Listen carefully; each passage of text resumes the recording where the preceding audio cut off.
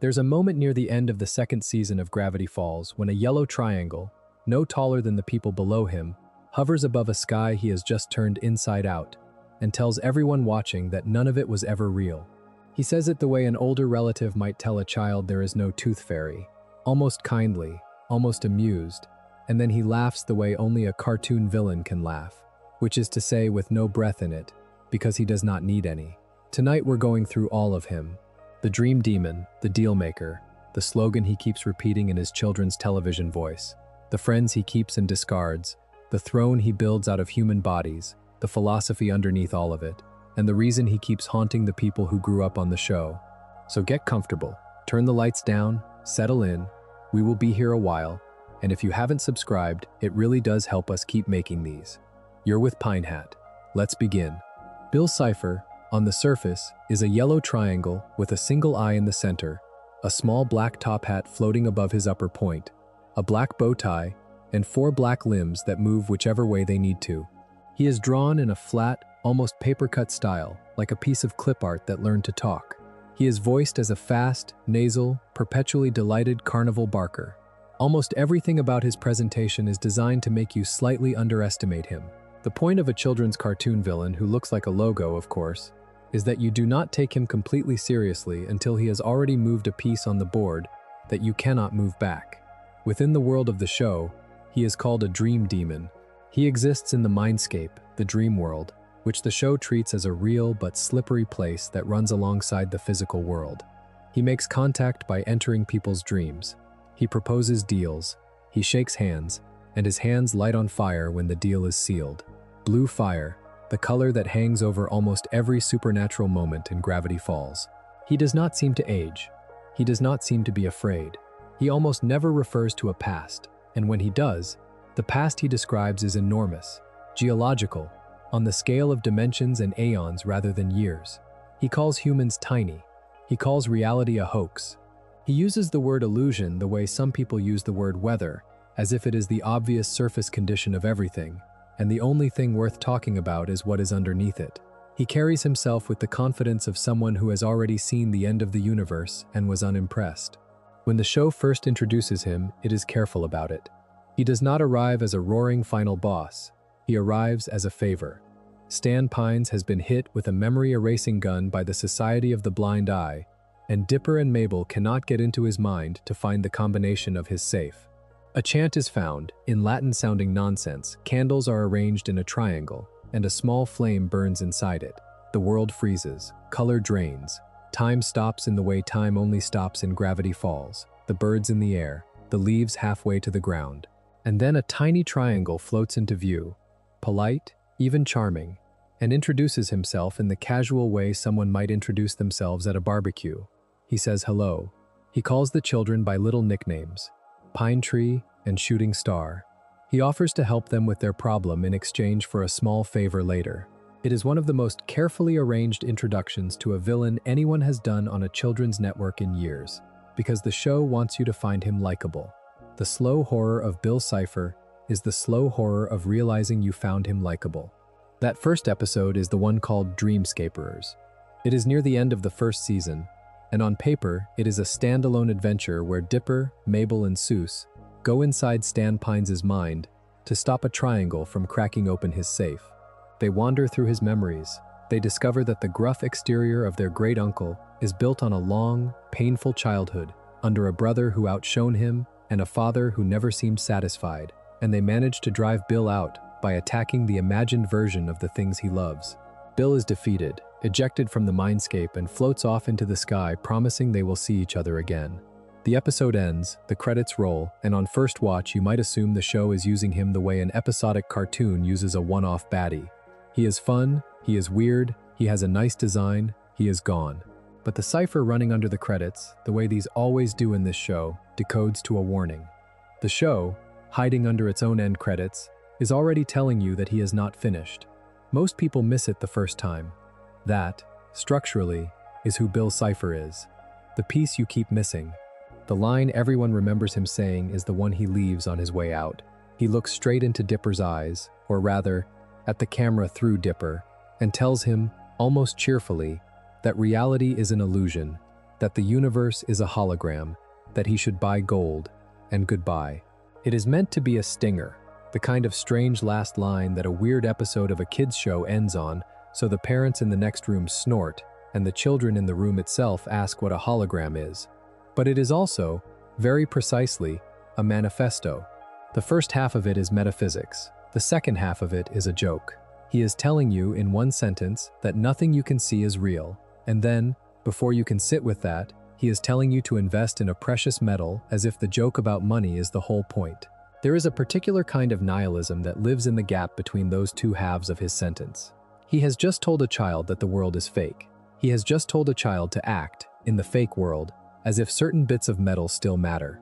He does not see a contradiction in this, because for Bill, in this register, nothing has weight to begin with, so nothing one says or does in the meantime can really mean anything either. You can recommend gold, you can recommend murder, you can recommend that everyone in the world be turned into a piece of furniture. The line of seriousness is the same line, which is to say, there is no line. The signature performance of Bill Cipher, more than any single act of evil, is the absence of that line. What makes him work as a character, rather than as a logo, is that he is also a businessman. He is in the deals industry. He does not, as far as we are told in the show, simply walk into someone's mind and take it. He waits to be summoned. He offers a service in exchange for a favor, and he shakes on it. He has the manners of a salesman in a black and white film. He is patient. He is happy to let his marks talk themselves into the contract. This is, in its own way, a kind of intellectual position. Nihilism, in the strict sense, is the belief that values are not really values, that life has no intrinsic meaning, that nothing in the universe is owed anything by anything else. But the businessman version of nihilism is more practical than that. The businessman nihilist still does deals, because deals are the way time passes when nothing matters. He still has a manner, because the manner is fun.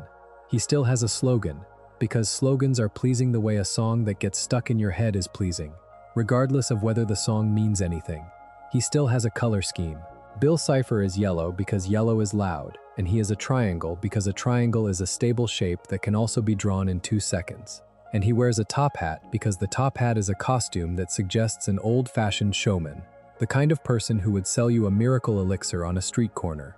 He has chosen, very deliberately, the visual grammar of a fake, of a thing that is asking you, on purpose, to see through it. The joke is that there is nothing on the other side of it to see.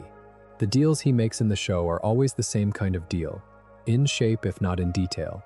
He offers something the human wants very badly, a second body, a way to escape, knowledge the human cannot otherwise reach, an answer to a question the human has been chewing on for so long that it has eaten through their sleep.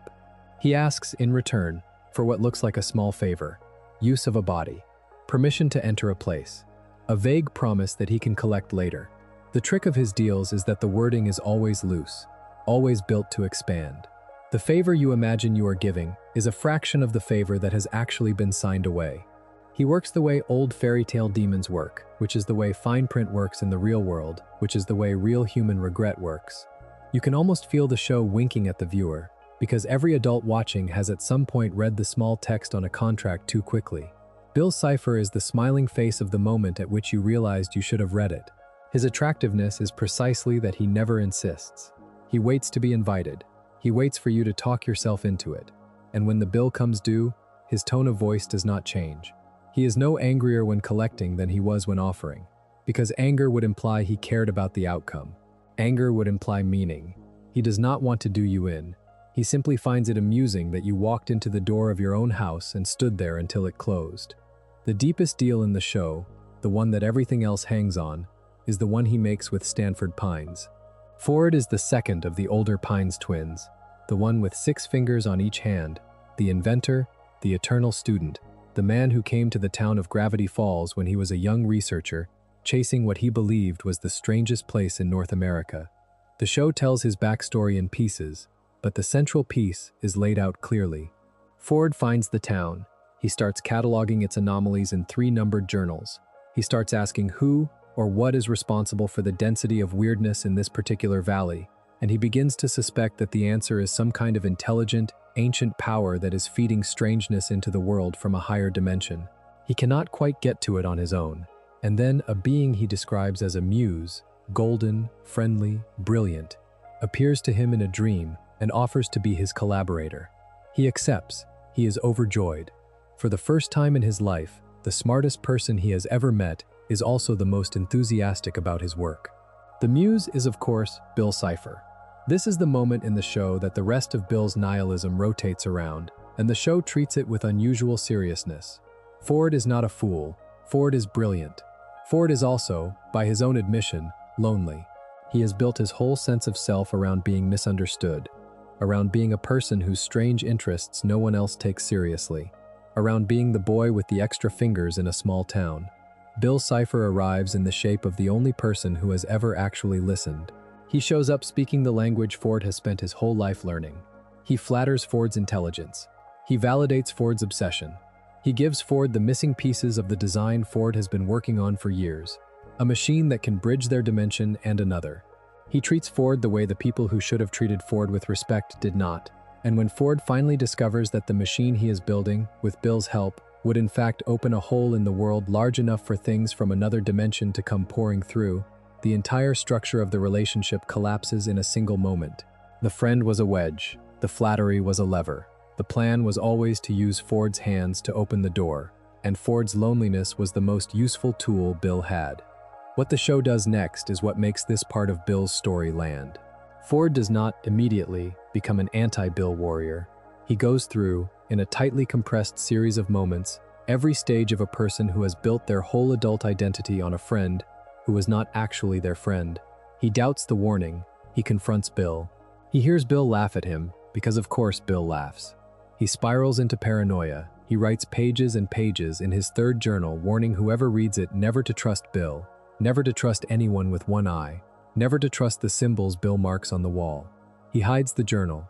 He breaks off contact with his own brother because he is afraid of what Bill could do with another person who is close to him. He boards up his windows. He puts a metal plate in his head to keep Bill out of his dreams, which is one of the small, horrifying details the show drops in almost as a throwaway and never returns to. He becomes, in other words, the person Bill made him. The nihilism enters Ford through Bill's friendship and never quite leaves, because even after Ford figures out that it was a manipulation, the question of how he could have been so wrong about a friend stays in him for the rest of the run.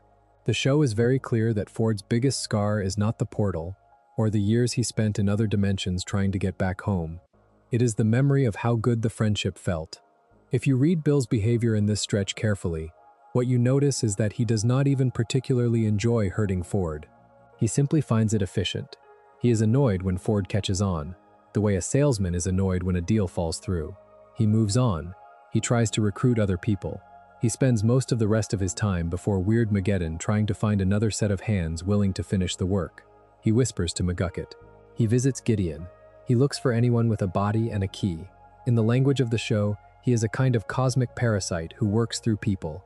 And the way people see his work in retrospect, particularly Ford, is the way a person sees a relationship that turned out to be a long, slow theft. None of the things he said were exactly lies, but none of them were said to be true either. He was using language as a tool.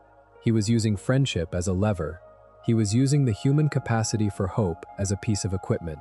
The way he treats Ford is, in miniature, the way he treats reality.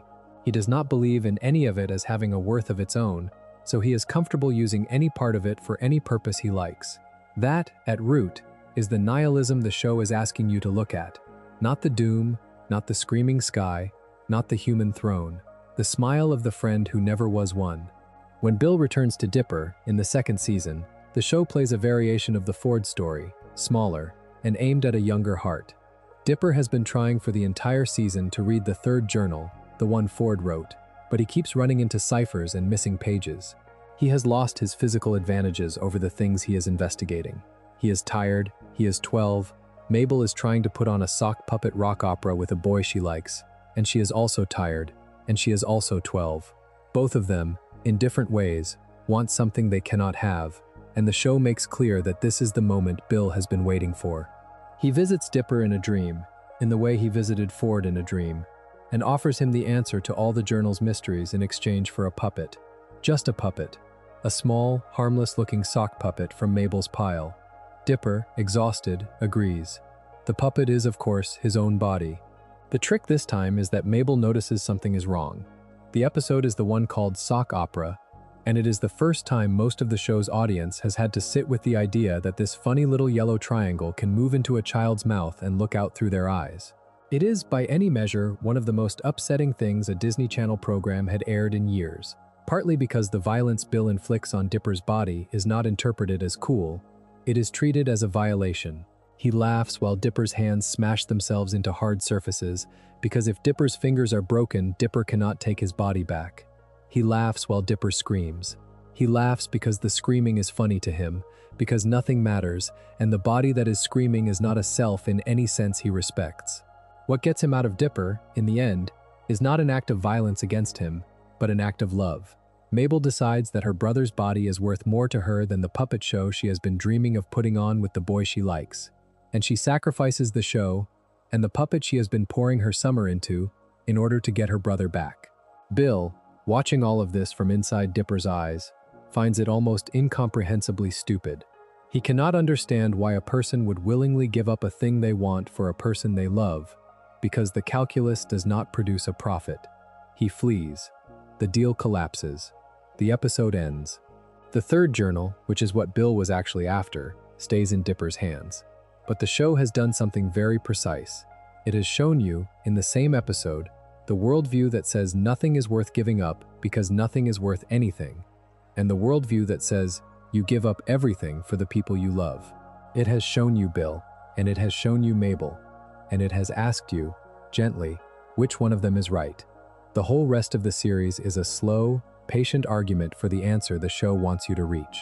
While Bill is busy with the Pines family, the town itself has been working on its own response to him, in a way most viewers do not catch the first time. The Society of the Blind Eye is a secret group operating out of a hidden chamber under the museum, and their stated mission is to keep the town safe from the knowledge of its own weirdness.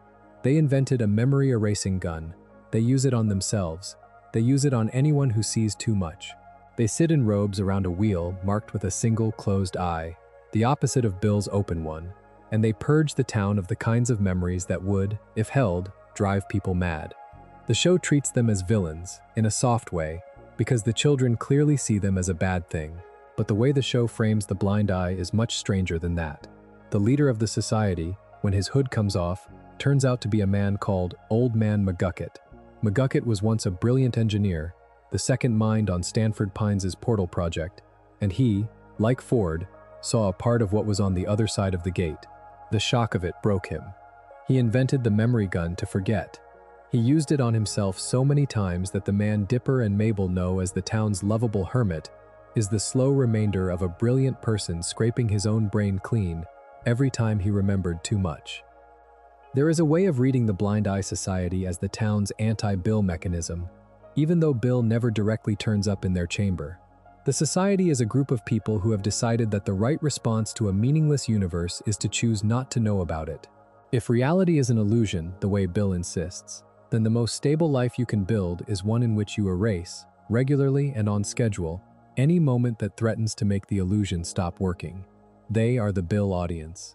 They are the people who heard Bill's slogan and thought, all right, if that is true, then the best thing to do is not look. The society is not consciously a religion, but it functions like one. They have rituals. They have hoods. They have a wheel. They have a doctrine that says the town is safer if no one remembers. And the most disturbing thing the show does with them is, in the end, allow McGucket to choose to remember. He turns the gun off. He decides he would rather know who he was and what happened to him and what is coming than continue to be a man whose mind is a clean white room. He chooses, in other words, the side of meaning against the side of comfortable forgetting. It is one of the small, easily missed wins in the second season, and it is, in its own way, an answer to Bill's whole program. You can know what you saw and still live. You can carry the knowledge of how dark the dark gets and still choose to put your bow tie back on and go fix the world. The three journals are the other anti-Bill object in the show. Ford writes them across years, in the time he is working with Bill and then breaking away from him. He sketches the creatures he meets. He notes the wards that work.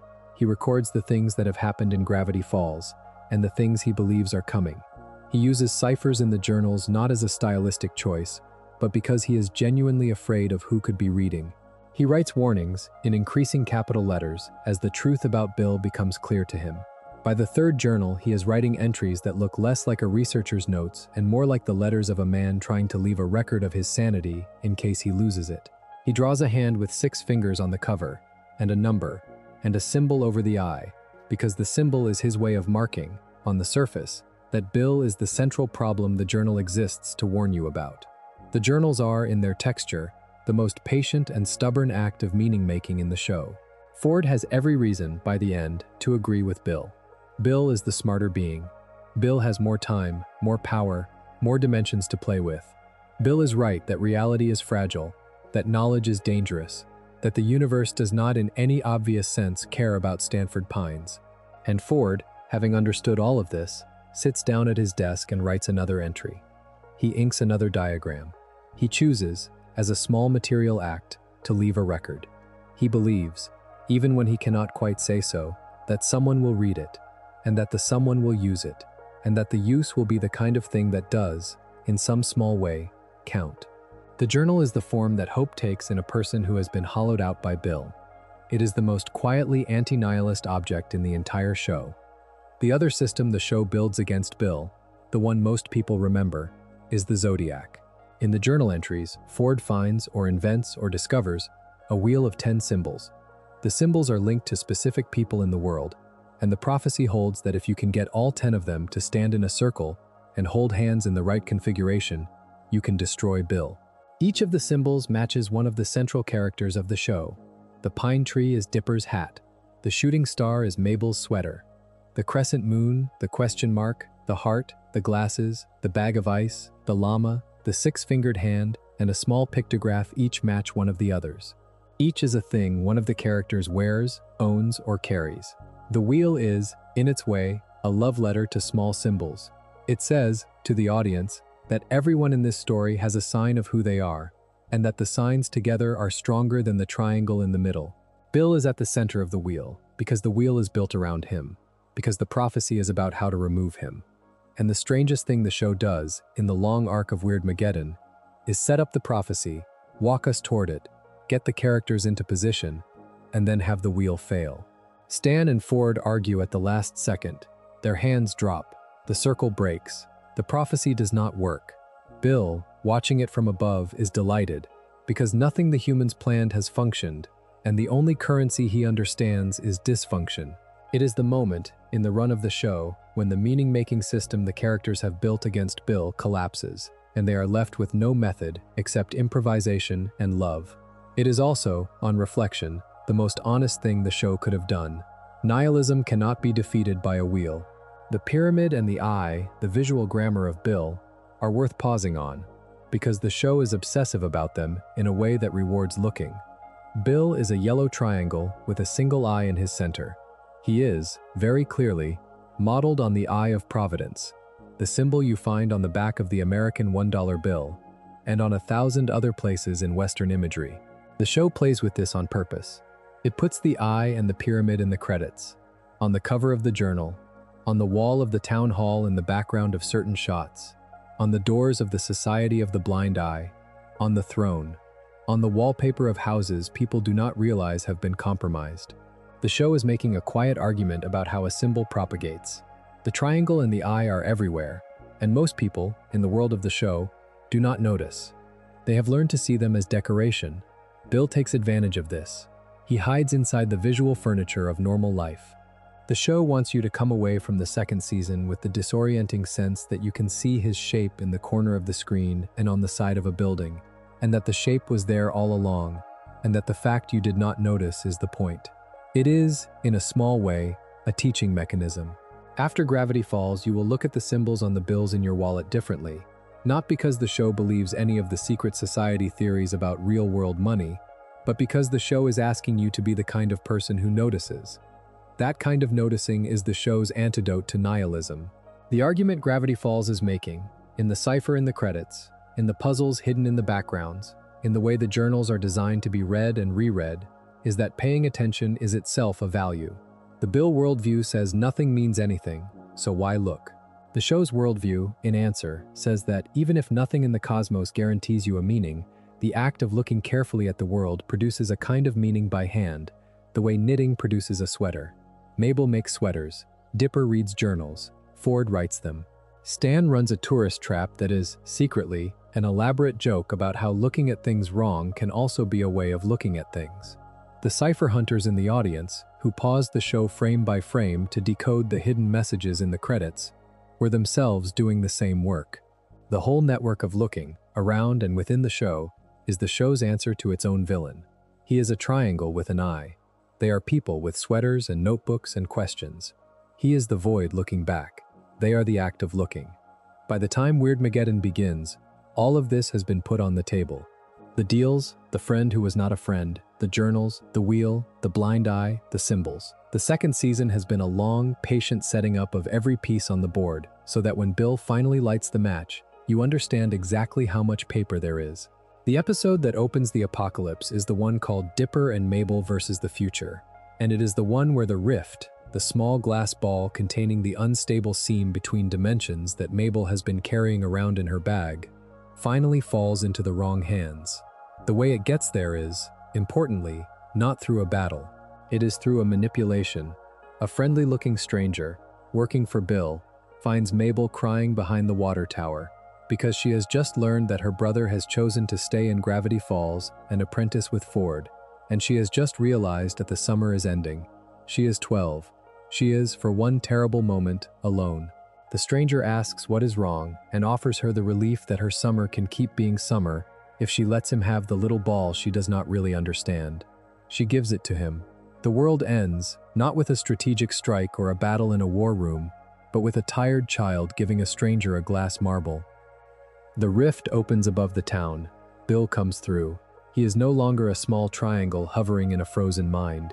He is enormous, almost too large for the sky to hold, and he speaks in the voice of a thing that has waited eons for this exact moment. He calls the new era Weirdmageddon. He invites his friends through, beings from other dimensions who have been waiting, like him, for the wall between worlds to thin.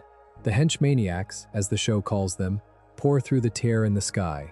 They are designed in the style of a mid-century fever dream, a feminine figure burning in pink flame, a creature whose body is nothing but a set of teeth, an enormous faceless behemoth, a polygon shaped like Bill but grayer and sharper, and they laugh, all of them, with the same easy laugh as Bill.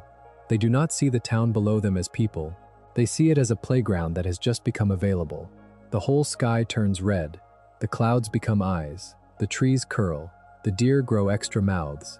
The show, which had until this moment been a slightly dark adventure cartoon, becomes for a stretch of about 3 episodes, a Lovecraftian apocalypse with the soundtrack of a children's network program. It is a thrilling, deeply odd piece of television, because it does not pretend that the world has not ended. The world has ended. The characters know it. The audience knows it. The show is willing to sit in the after. Bill builds a tower out of the wreckage and calls it the Pyramid. It is a giant pyramid, the same shape as his body, hanging in the sky over the town, and inside it he holds court. The henchmaniacs party. They eat strange food. They torment captured humans for fun. They burn time as if it is paper. It is, very specifically, the aesthetic of a particular kind of party that the show is critiquing. The Bill party is the kind in which nothing is taken seriously, in which everything is a joke, in which cruelty is funny because the targets are not really real, in which boredom is the worst possible state, and any escape from boredom, including hurting someone, is justified by how funny it ends up being. The show is, at this point, a little furious with that aesthetic, and it shows. The Pyramid is, frame for frame, one of the most carefully designed pieces of villain architecture on a Disney show, and the design is making a point. The pyramid is a closed shape. Nothing gets out. Inside it, everything goes around in circles. The Bill philosophy is a building in which the only event is the party. The party is forever, and the party has no host because no one inside it ever cared about anyone. Inside the pyramid is the throne. The throne is the image from Weirdmageddon that, more than any other, stuck in the audience's memory, and it is the one most often cited when people argue that this kids' show became something else in its second season. Bill, in the middle of his apocalypse, has not built his seat of power out of stone or metal. He has built it out of people. The humans of the town, captured during the early hours of the rift opening, have been turned to stone and stacked into a chair, mouths open, eyes wide, frozen in the moments at which they realized what was about to happen. You can pick out faces in the throne if you pause it.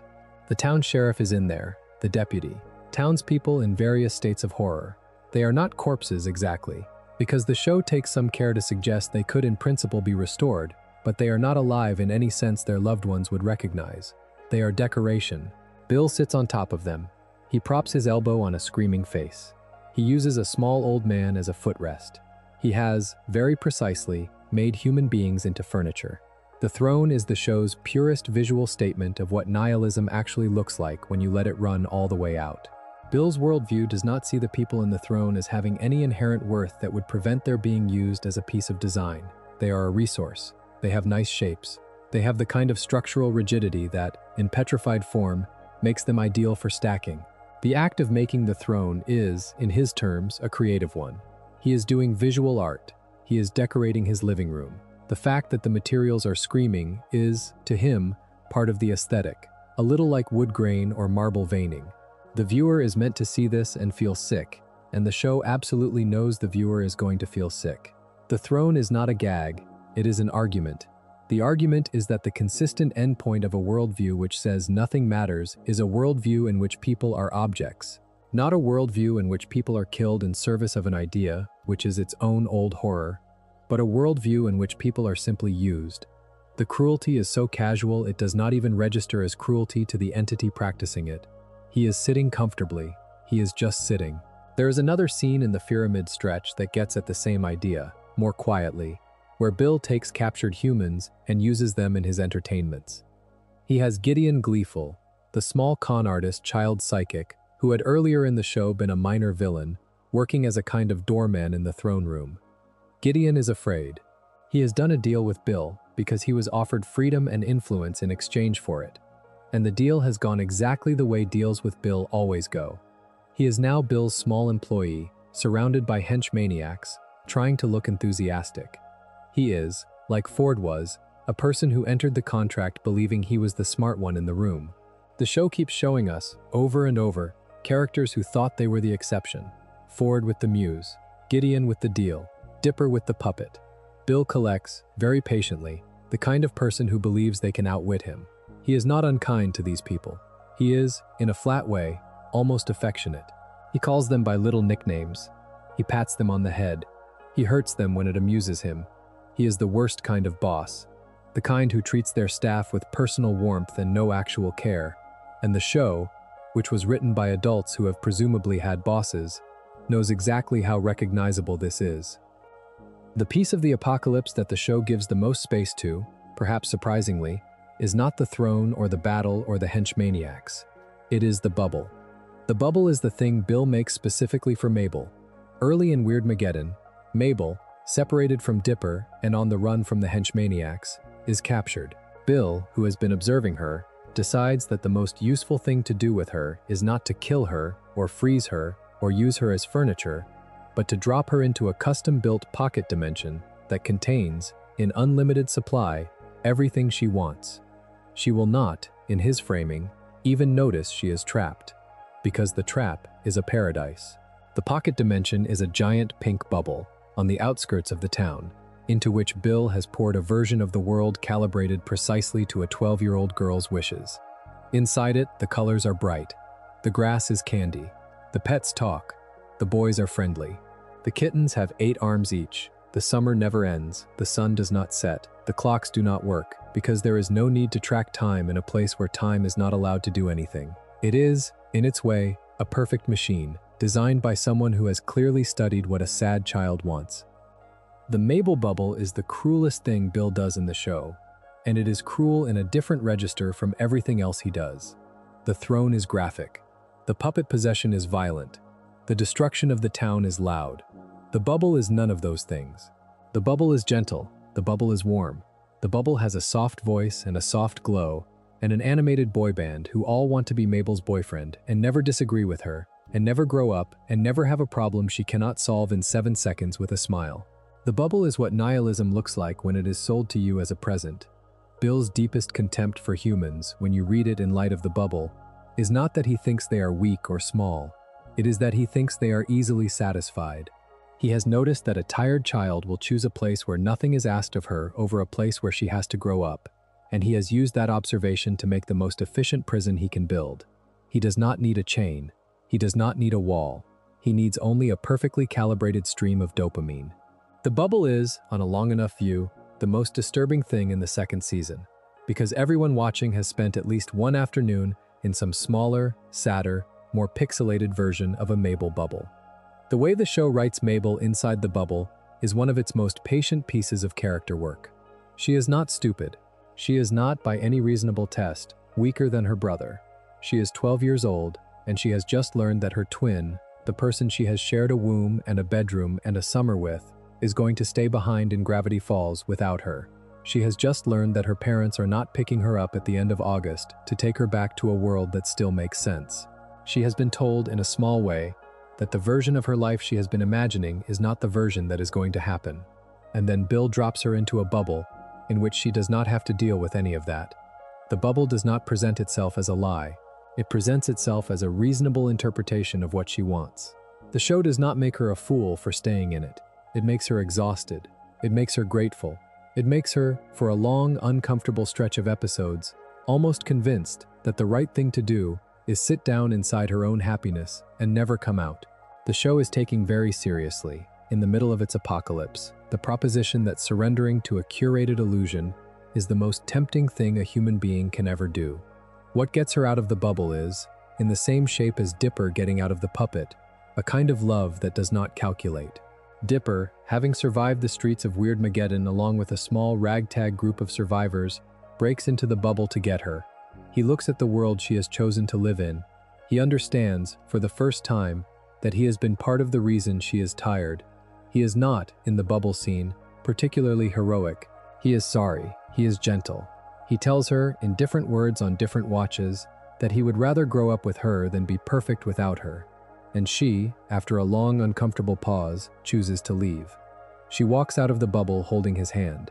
She gives up the pocket dimension that was made for her. She walks back into the broken world because her brother is in it. The show, very deliberately, has placed the Bill answer, which is to take the bubble, and the show's answer, which is to leave it, in the same room and let them argue. The Bill answer is more efficient.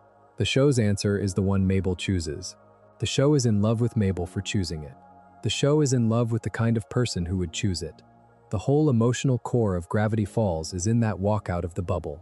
By this point in Weirdmageddon, the survivors have collected themselves into a small army. Stan, Ford, Dipper, Mabel, Soos, Wendy, McGucket, and a handful of others have built a kind of mech out of the Mystery Shack. The tourist trap Stan has been running as both his business and his cover. They paint warding symbols on it. They load it up with whatever weapons they can find. They drive it into the heart of the pyramid to fight Bill on his own ground. The plan, as Ford has laid it out from the journals, is to get all 10 members of the Zodiac into the circle and hold hands at the right moment. Almost nothing about this plan works. The wheel collapses. The mech is torn apart. Bill, in his enormous yellow triangle form, picks the heroes up like toys, and at the moment when it looks as if everything is lost, he gets, for the first time in the show, what he has always wanted, which is to have Ford in his hand again, alone, with nowhere to go. The three-part close of the show, ending with the episode called Take Back the Falls, is unusually willing to let its heroes fail.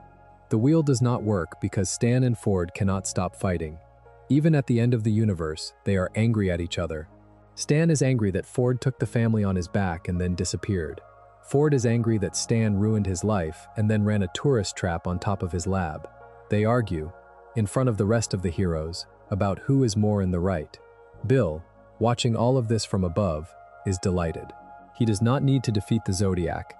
The Zodiac is defeating itself. The Bill view of human relationships, that they are too fragile and stupid to sustain themselves under pressure, is being proved right in front of him by the two characters who are supposed to be saving the world. It is the show's most unforgiving moment about its own characters. The Pines brothers are, in their grief, exactly the kind of people Bill thinks all people are. It is only because, in the next half hour, they choose to stop being those people that the show is allowed its ending. The trick that closes the show is one of the cleanest, ugliest pieces of writing on the network in years. With the wheel broken, Stan and Ford fall back on each other. They agree, in the way only old brothers can agree, that one of them is going to be the bait. The plan, when it lands, is this. Ford will pretend to give in. He will offer his mind to Bill in exchange for the safety of the rest of the family. And Bill, who has been waiting to get into Ford's head all along, will accept. But it will not actually be Ford whose mind Bill enters. It will be Stan. The brothers will trade clothes. They will trade postures. They will fool the dream demon by playing the oldest twin trick in their book, into possessing the brother whose mind is, for narrative purposes, expendable.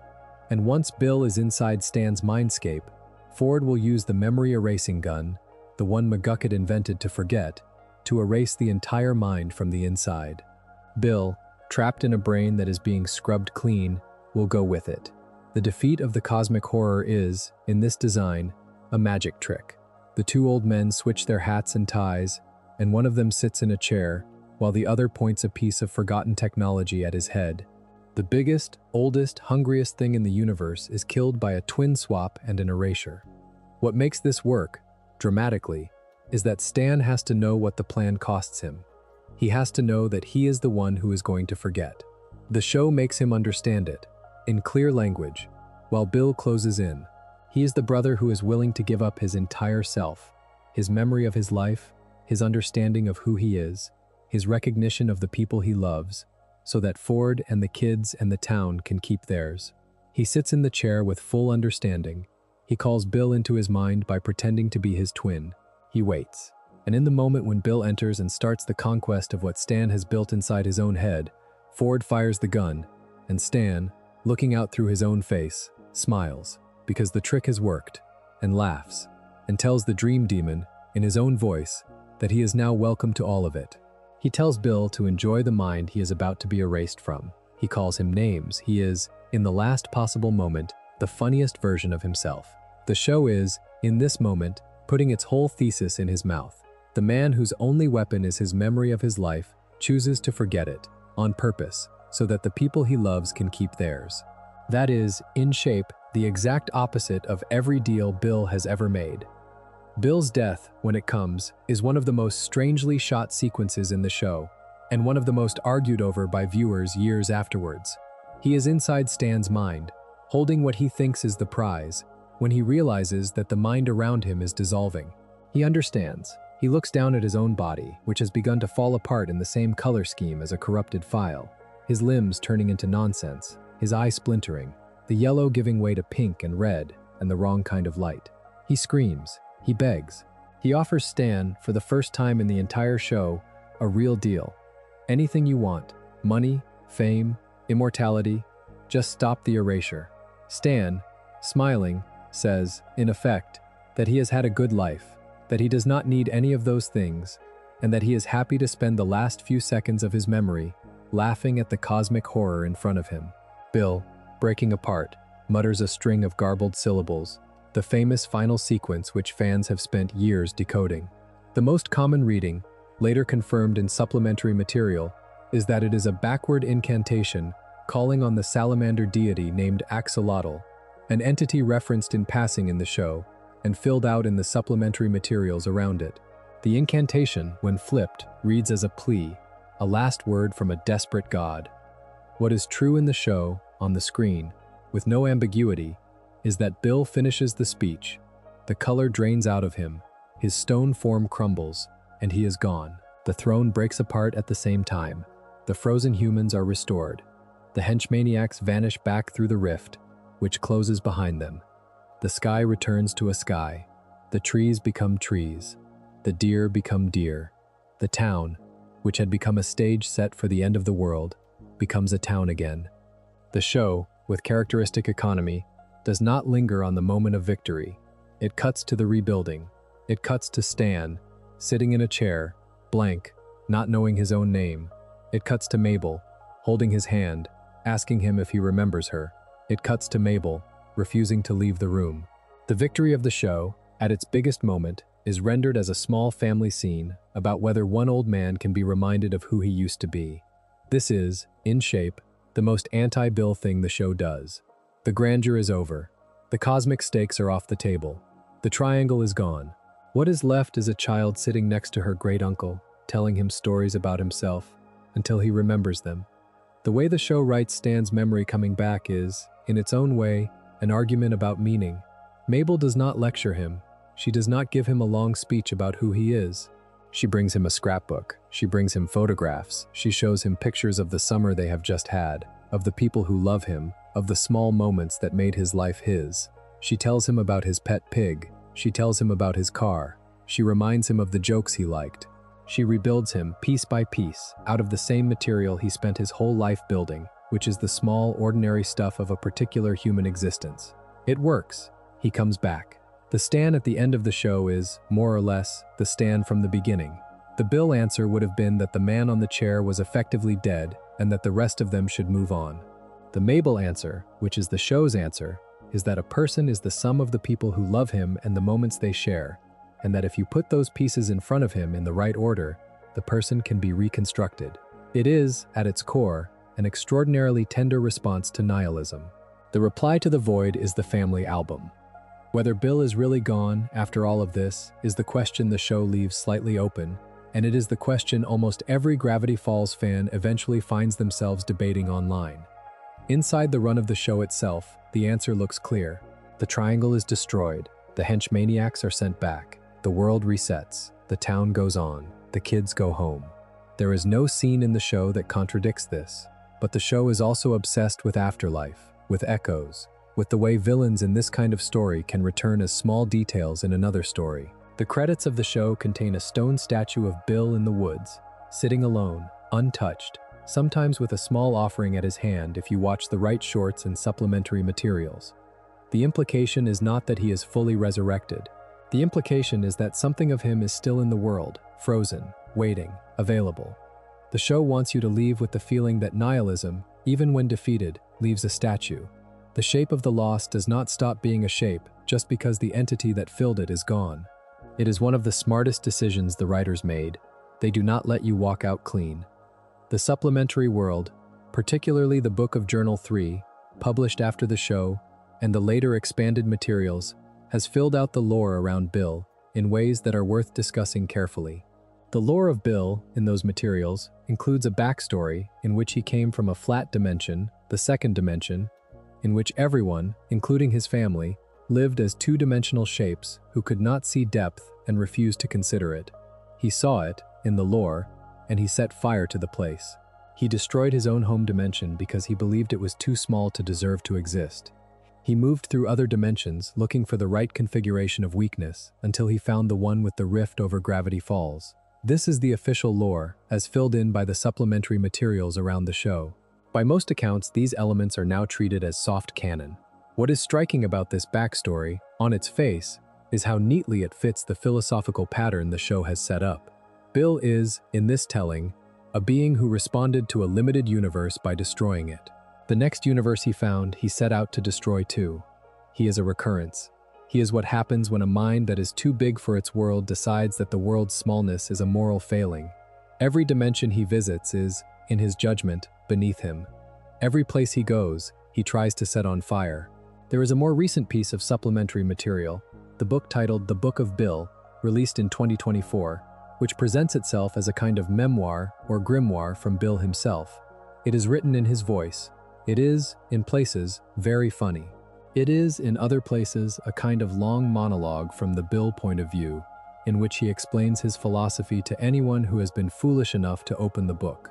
The book is presented in the show universe as a real artifact, an in-world object, and its contents are taken by fans as a kind of soft canon, the lore the writers are willing to acknowledge as plausible.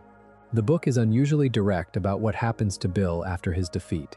He is, by most accounts of the book, in a state we might call diminished, held in a kind of cosmic reformatory after his prayer to the salamander is, in a sense, answered. He is haunting. He is whispering. He is not, in the immediate sense, in any way that could rebuild the throne. The book extends the philosophical content of his presence on the show, which is not the same as resurrecting him as a character. It is more like the show telling you, formally, that the worldview Bill represents is not the kind of thing that gets killed when the entity holding it gets erased. Worldviews outlive entities. Statues outlive saints. the triangle is gone, and yet here is the book. It is worth asking, given all of this, whether Bill is in fact a nihilist in any rigorous sense, or whether the show is using the word as a kind of shorthand for the broader register of darkness he embodies. Strictly speaking, nihilism is the philosophical position that there are no objective values, no moral facts, no inherent meaning in the universe, and, in its strongest formulations, no genuine knowledge at all. It is most often associated with a particular reading of the late 19th century European tradition, with Nietzsche, who used it as both a diagnosis and a warning, and with later thinkers who picked it up and ran with it in various directions. Bill, on screen, does not, in any episode, deliver a coherent academic statement of any of these positions. He drops slogans. He says reality is an illusion. He says the universe is a hologram. He says nothing in particular matters. He laughs at the people who think it does. But he also, very visibly, has preferences. He likes parties. He hates pine trees. He has a long-term plan. He bears grudges. He has aesthetic taste, of a kind, given the design of the pyramid. He is not a being who is indifferent to outcomes. He is a being who wants very specific outcomes, while also insisting that nothing matters. This is, in its way, the most accurate picture of how nihilism actually shows up in a person. The pure philosophical position is almost never lived. What you see in real human beings who flirt with it is something more like the Bill version, which is a person who maintains the rhetoric of meaninglessness while behaving as if certain things matter enormously to them, which is to say, themselves, their pleasures, their freedom from boredom, their aesthetic. Bill is, in the technical language, an existential nihilist with strong preferences, which is the form most live nihilists take. He says nothing matters because the saying gives him cover to do whatever he wants, and the rhetorical cover is itself, on inspection, a deeply held value. The show is sharp enough to know this. It does not paint him as a consistent philosopher.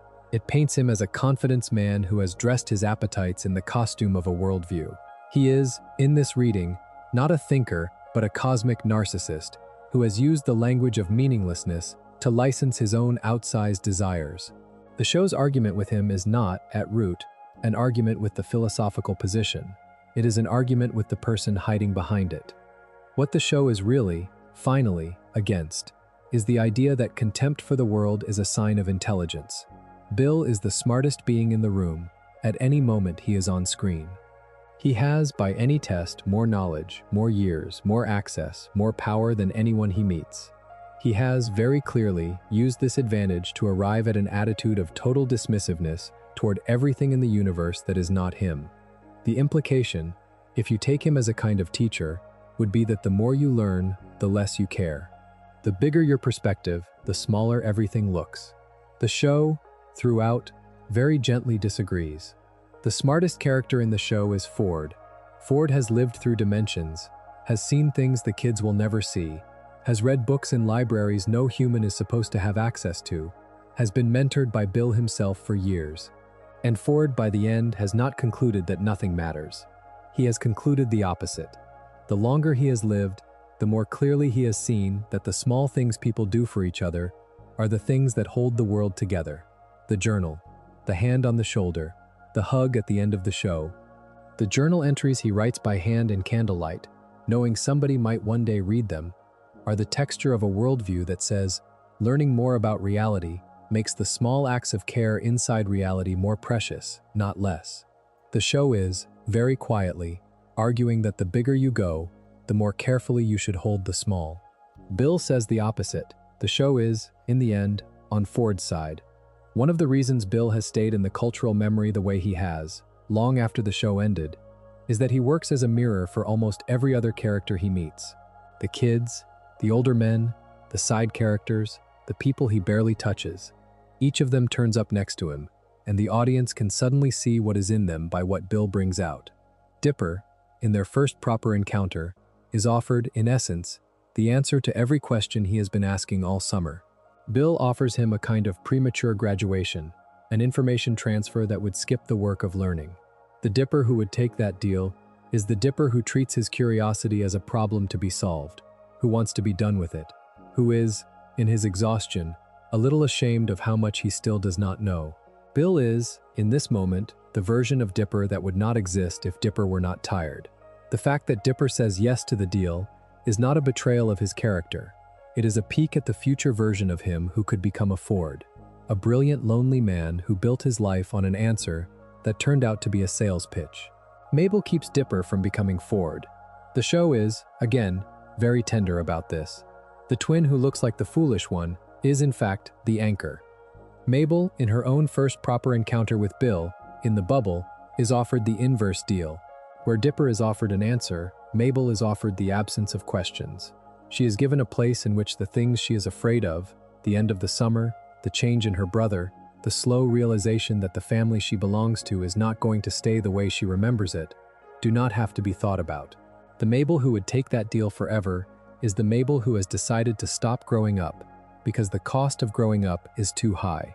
The show shows you, in her time inside the bubble, the version of her who has made that choice, who has surrendered to a curated illusion, who is happy in a sense and dead in another. It is a remarkable thing to put inside a children's cartoon. It is, very precisely, the temptation of a generation that grew up online, the temptation to live inside an algorithm that has been trained to give you exactly what you like.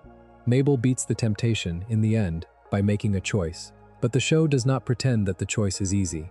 Bill is the mirror in which she has to look at her own desire to stop. Soos, the lovable handyman who has worked at the Mystery Shack since before the twins arrived, has a Bill encounter that the show treats almost as a side beat, but which is, in its way, one of the most interesting. He is, briefly, considered by Bill as a possible recruit, and the show treats his rejection of the offer with more affection than it gives almost anyone else. Soos is, in his daily life, almost the opposite of a deep thinker. He is gentle, he is silly, he is loyal, he is the kind of adult who never quite stops being a child in the best ways. He does not have an intellectual response to Bill at all. He simply does not want to. The Bill offer, that nothing matters and that he should help Bill arrange the new order of the world, does not interest him because he likes the world he has, because he likes his job, because he likes the kids, because he likes Stan. The show is, with Soos, making an argument that you do not necessarily need to outsmart nihilism. You can, in many cases, simply not be in the mood for it. The Soos response to Bill is a quiet, decent shrug. It is also, on a long enough view, one of the most effective responses anyone in the show gives him. He cannot recruit a person who likes their life. Stan's relationship with Bill is, in some ways, the strangest one in the show, because for most of the run, Bill barely seems to notice him. Stan is, by Bill's account, beneath consideration. He is a con artist, a small-time crook, a man whose only interest is in money and in his brother and in the kids. He is not, in Bill's framework, even a player in the game. He is the cleaning staff. And then, at the end, Stan is the one who beats him, and beats him decisively, by being, in the end, willing to give up everything Bill thought he cared about. The Stan beat is one of the cleanest in the show, because it makes the argument that the person who is dismissed by the nihilist as a low-value target is, on a long view, the most dangerous person in the room. Bill is wrong about Stan in the way nihilism is wrong about ordinary life. It misjudges what people are willing to give. Stan is, in this sense, the show's central joke at the expense of its villain. The thing that kills the apocalyptic dream demon is a tired old man with a tackier suit than necessary who decided to walk into a chair and forget his own name. The throne builder is destroyed by the man who would have been used as a footstool. Wendy, the older teenage girl who works at the shack, has a comparatively small role in the apocalypse, but her resistance is worth pausing on. She survives Weirdmageddon by hiding with her family in the woods, by booby-trapping their cabin, by fighting back with bow and arrow in the small, scrappy way of a kid who has grown up rurally in a town that always had a slightly weird edge. Wendy does not theorize about Bill. She does not give a speech about meaning, she simply does not surrender. She is the version of resistance that does not need a philosophy. She has people she loves, and she has, in her own way, learned to handle a town in which dark things are normal, and she keeps moving. The show, in the small moments it gives her in the apocalypse, treats her as one of the most quietly heroic people in it. There is a small bit of writing where she is asked, by one of the henchmaniacs or a stranger in the crisis, whether she is afraid, and she answers, in essence, that she does not have time to be afraid. That is, in its way, another anti-Bill register. The nihilist relies on his target having time to consider his offer. The girl who does not have time is, in some sense, immune. Gideon Gleeful, the small psychic con man who in the first season looked like the show's main villain, is, in light of Bill, a fascinating piece of writing. He is, in the early run of the show, a child preacher who has been monetized by his parents, a fake medium who runs a tent revival in the town, a kid with a lot of energy and very few breaks. When Bill becomes available, Gideon does a deal. The deal goes badly, the way deals with Bill always go, and Gideon ends up working for the Dream Demon in the apocalypse. What is interesting about Gideon, when you read him as a mirror, is how clearly the show frames him as a child who chose the Bill path because he never had the right people around him. His parents wanted him to be a brand. His audience wanted him to be a miracle. The Pines family did not include him. He was, by the time Bill arrived, a kid in a tiny suit, alone in his own life, looking for a powerful friend. The show does not let him off, but it does let him repent. By the end of Weirdmageddon, Gideon is helping. He has chosen, in the end, the other side. The show does not insist this redeems him entirely, but it lets the audience see that the child who took the Bill offer was, in part, a child who had been failed by everyone else in his life. The Bill recruitment, in this reading, is a recruitment of the lonely. Get to a person before anyone else does, and you can hand them a worldview that will, for a long time, fit. Even the small characters, the townspeople who never speak, function as part of the same mirror.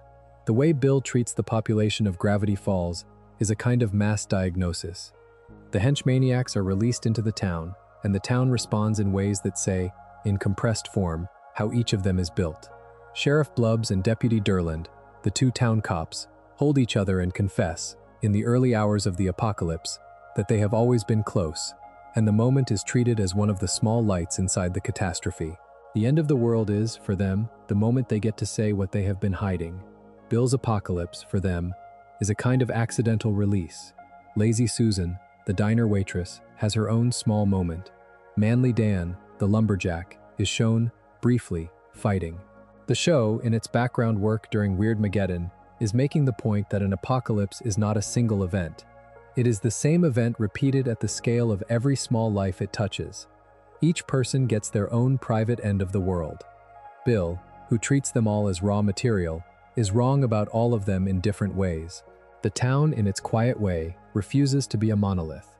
The mirror that lands hardest, in the years after the show, is the one Bill turns on the audience.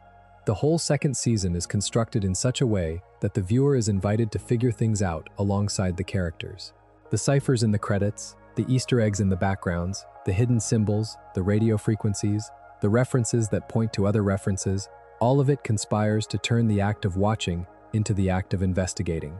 The show is, on this level, training its audience to be the kind of person who notices. And then it introduces Bill, who is, in his way, an extreme version of that same instinct. He is the figure who notices everything, who knows every secret, who has seen all the layers, and who has concluded, at the end of all that noticing, that nothing was ever worth noticing in the first place. The audience, having spent the season getting better and better at decoding the world, is being shown a God who has decoded it completely and decided that the answer is contempt. The show is, very politely, asking the audience to consider whether this is the destination of their own habits of attention. This is, in a small way, the boldest thing Gravity Falls ever did, and it is the thing that makes Bill stick in the minds of fans who have grown up since. The show is not anti-puzzle. The show is, very obviously, a celebration of puzzles. The ciphers are not there as a warning. They are there as a gift. But the show is honest about what too much puzzle solving can do to a soul. The cipher hunters in the audience, the people who paused frame by frame to find the next clue, were doing, on the surface, the same work Ford was doing in his journals. The risk, the show keeps signaling, is that you do the work the wrong way. You can read the journals as a record of love, or you can read them as proof that the universe is a system that wants to be cracked. You can read the world as a place that rewards close attention with deeper feeling, or you can read it as a place that rewards close attention with the realization that there is nothing at the bottom of it. Bill is the second reading. The Pines are the first. The show is telling its audience, in a way that respects them, that the difference between those two readings is, in the long run, the difference between a life and the inside of a pyramid. The cipher hunt, which spilled out of the show into the real world in 2016, deserves a paragraph here, because it is, in its way, the show's most direct interaction with its audience, and the clearest test of which way the readings would go. After the show ended, Alex Hirsch, the creator, ran a real-world treasure hunt across continents, starting with a clue and pointing, eventually, to a statue of Bill that had been placed in the woods of Oregon. Fans coordinated across the internet, decoded the clues, drove to the locations, dug, photographed, and eventually found the statue. The hunt has, by now, become a piece of the show's lore in its own right. The interesting thing about the hunt, in light of the philosophical content of the show itself, is that it is the show putting the question to its audience in real life. Will you do the work of attention? Will you cooperate with strangers? Will you make a thing out of nothing, just to be a person who participates in the thing? The answer was yes. The audience did. They drove to the woods, they found the statue, they put offerings at its base. Some of them sent things to Hirsch. The fan culture around Gravity Falls, even years later, is still in some ways defined by the kind of person who would do that. The show, when evening comes, made its audience into the kind of people who are willing to participate in something even when there is no obvious payoff at the end. That is, in its own quiet way, the anti-Bill stance. The hunt is, by its construction, an act of meaning-making. It is not a coincidence that the show's villain was the figure whose worldview would have said that there is no point hunting for anything. The lore that the show drops, almost in passing, about a being called the Axolotl is worth a careful pass, because it is the closest thing the show has to a counter-god. In the run of the show itself, the salamander deity is mentioned only obliquely, in cipher form and in a particular line during Bill's final moments, and the show has been careful never to insist on more than that. In the supplementary materials, in interviews, and in the later book, the salamander is filled in a little more, as a kind of cosmic equilibrium, an entity that exists on a level above Bill, who governs reincarnation, who hears requests at the end of a being's run. The figure is, in shape, the opposite of Bill. Bill is yellow, sharp, single-eyed, angular, masculine in his swagger. The salamander is soft, multi-limbed, calm. Bill speaks fast. The salamander, when it speaks at all, speaks slowly. Bill is a triangle. The salamander is curved. The two figures, taken together, form a kind of cosmology, in which the universe of Gravity Falls is held in a slow tension between the entity that wants to destroy meaning and the entity that holds the door open for it to come back. This is, on the face of it, a more religious frame than a children's adventure cartoon usually gives itself, and the show is careful never to push it too far in any single episode. But the figure of the salamander, if you take it seriously, is the show's hint that even on its own metaphysical terms, Bill is not the last word. There is something older than him, and the something older is not on his side.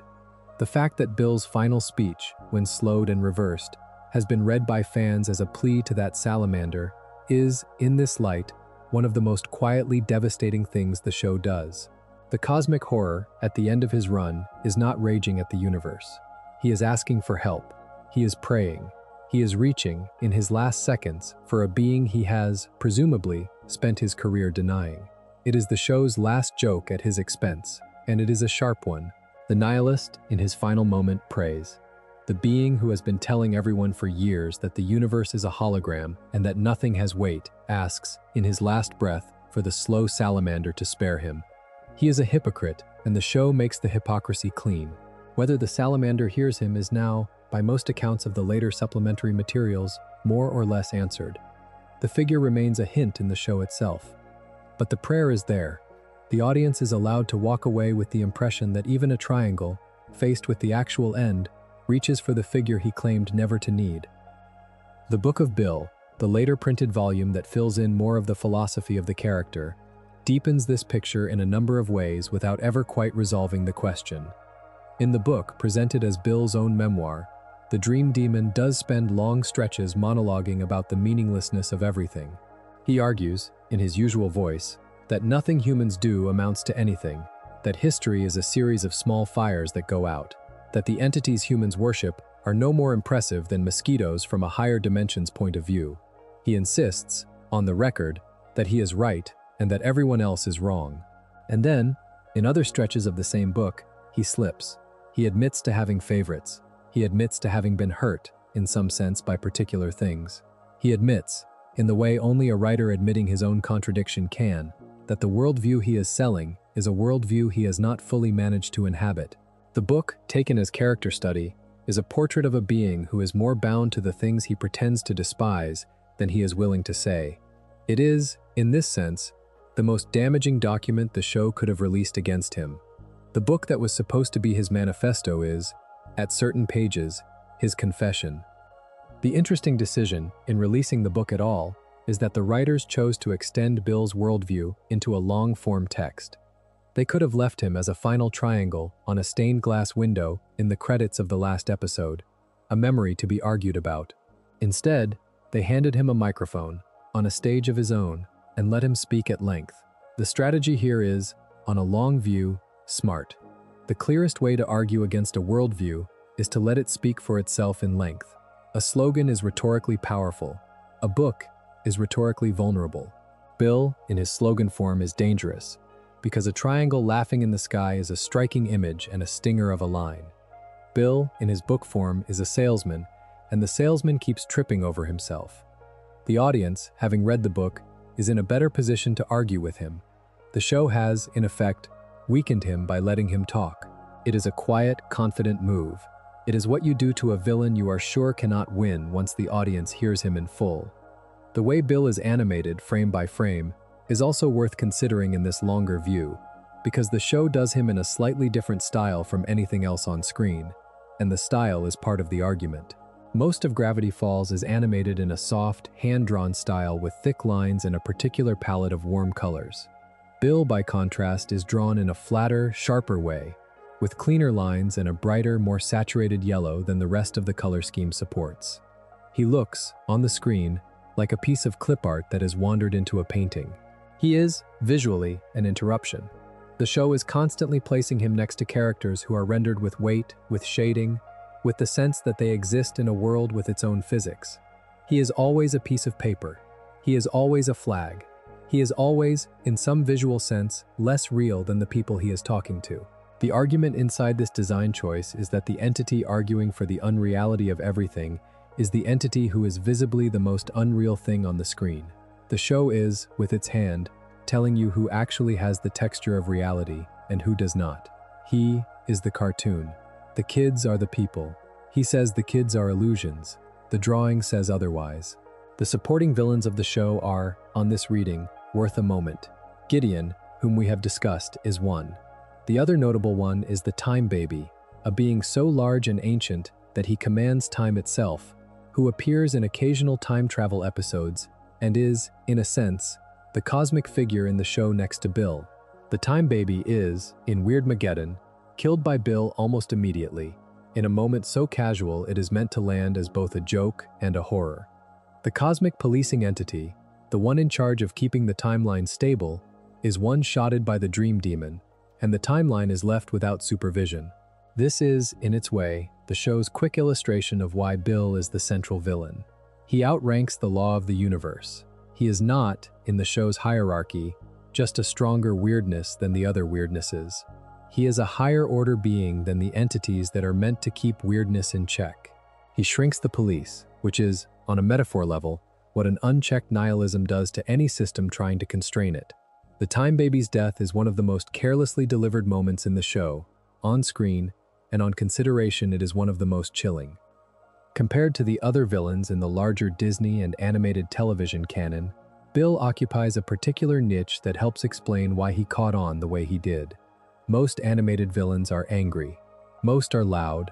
Most are insulted by the heroes in some specific way, and the insult drives the story. Bill is not really angry at anyone. He is amused, he is condescending, he is, in his way, polite. He shakes hands, he gives nicknames, he does not threaten the heroes the way the older Disney villains threaten theirs. He simply, casually, does worse things to them than any of those older villains did, while smiling.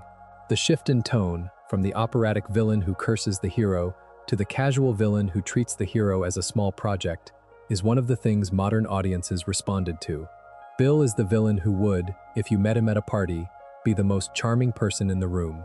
He is the villain whose social media account, were he to have one, you would follow against your better judgment. The genre had not, in its previous shapes, given audiences quite this version of a villain. The closer comparisons, if you want them, are not from Disney, but from outside it. A bit of the Joker, a bit of the carnival barker, a bit of certain figures from older British comedy. The amalgam is specific and effective. He is a villain who feels, on contact, like a personality you might have actually met. The unsettling effect of him is that he is funny, and you keep wanting him on screen, even after you have understood what he is. The casting of the character is part of this. He is voiced by Alex Hirsch, the show's own creator, who, in interviews, has described Bill as the character he wrote partly so he could have an excuse to scream into a microphone in the studio. The choice to voice the central villain himself is, in its own way, telling. The creator did not hand the role off. He kept it because the voice was specific enough that he wanted to do it in his own throat. The result is a vocal performance that does not quite sound like any other animated villain. The pitch is high, the pacing is fast, the rhythm is constantly being broken by small laughs and asides. The lines are delivered as if the speaker is, in real time, finding them funny. There is a particular quality to the laugh, a thin, brittle, high-pitched laugh that comes out at the end of his sentences whether or not the sentence was a joke, and the laugh itself is part of the worldview. He laughs at his own threats. He laughs at his own promises. He laughs at the screams of the people he is hurting. The laugh is, in its way, the simplest possible articulation of his philosophy. It is the sound a person makes when they have decided, in advance, that nothing is going to be taken seriously. It is, with apologies, the laugh of someone who has made a religion out of being unimpressed. The pyramid as a symbol, the eye in the center, the radiating lines, the gold tones, all of this is borrowed from a long tradition of esoteric imagery that the show, very politely, declines to take seriously. The Eye of Providence in Western art is, depending on the context, a symbol of the Christian God looking down on the world, a symbol of the Enlightenment ideal of reason illuminating the dark, a symbol of certain orders of fraternity, and, in 20th century conspiracy theory, a symbol of every shadowy power one wants to gesture at. The show is well aware of all of these registers. It uses the symbol because it carries the freight, and it uses the symbol with a wink because the freight is, on closer reading, more comedic than terrifying. Bill is a dream demon who wears the costume of the divine eye, and he is, by his own admission, neither a god nor a guardian of providence. He is, in shape, a being who has adopted the most loaded symbol available, because the symbol is good marketing. He is not the Eye of God. He is a salesman in a cheap copy of the Eye of God. The show, by giving its villain this costume, is making a quiet point about the use of esoteric imagery in real life. The people who put on the symbol are not, in 9 cases out of 10, the keepers of the secret. They are the people who learn that the symbol gets attention. Bill, who has chosen his own costume, is in this respect the show's character study of the modern occult brand. He is what the symbol looks like when it is being worn for sales. The most generous reading of Bill, the one that asks why he's stuck, is that he embodies a particular fear modern audiences have about their own intelligence. The fear is that to know too much is to come out the other side of caring. The fear is that a person who genuinely understands the universe, who has read enough history and seen enough physics and noticed enough of the patterns, will not be a wise, serene mystic at the end of it. They will be a Bill. They will be smug, contemptuous, amused, casually cruel, no longer constrained by the small attachments of normal life. The Bill silhouette, when audiences keep him in mind, is the silhouette of that fear. The show, in answer, keeps showing you Ford.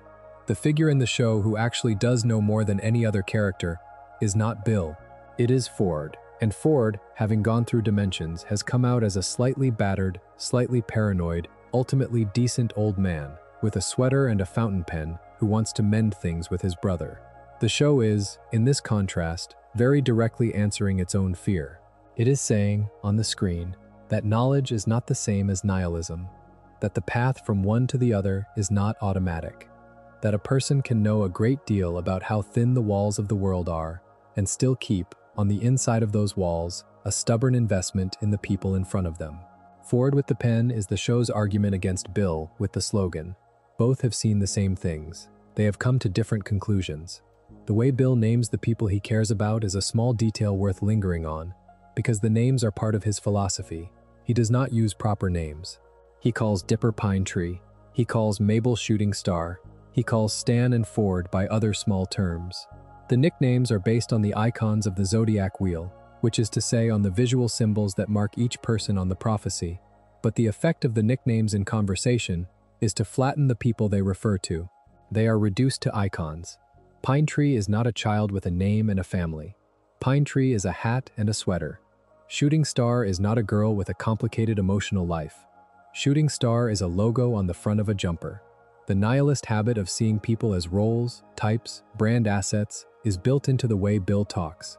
It is one of the small ways the show shows you who he is at the level of speech. He does not bother to learn what a person is called.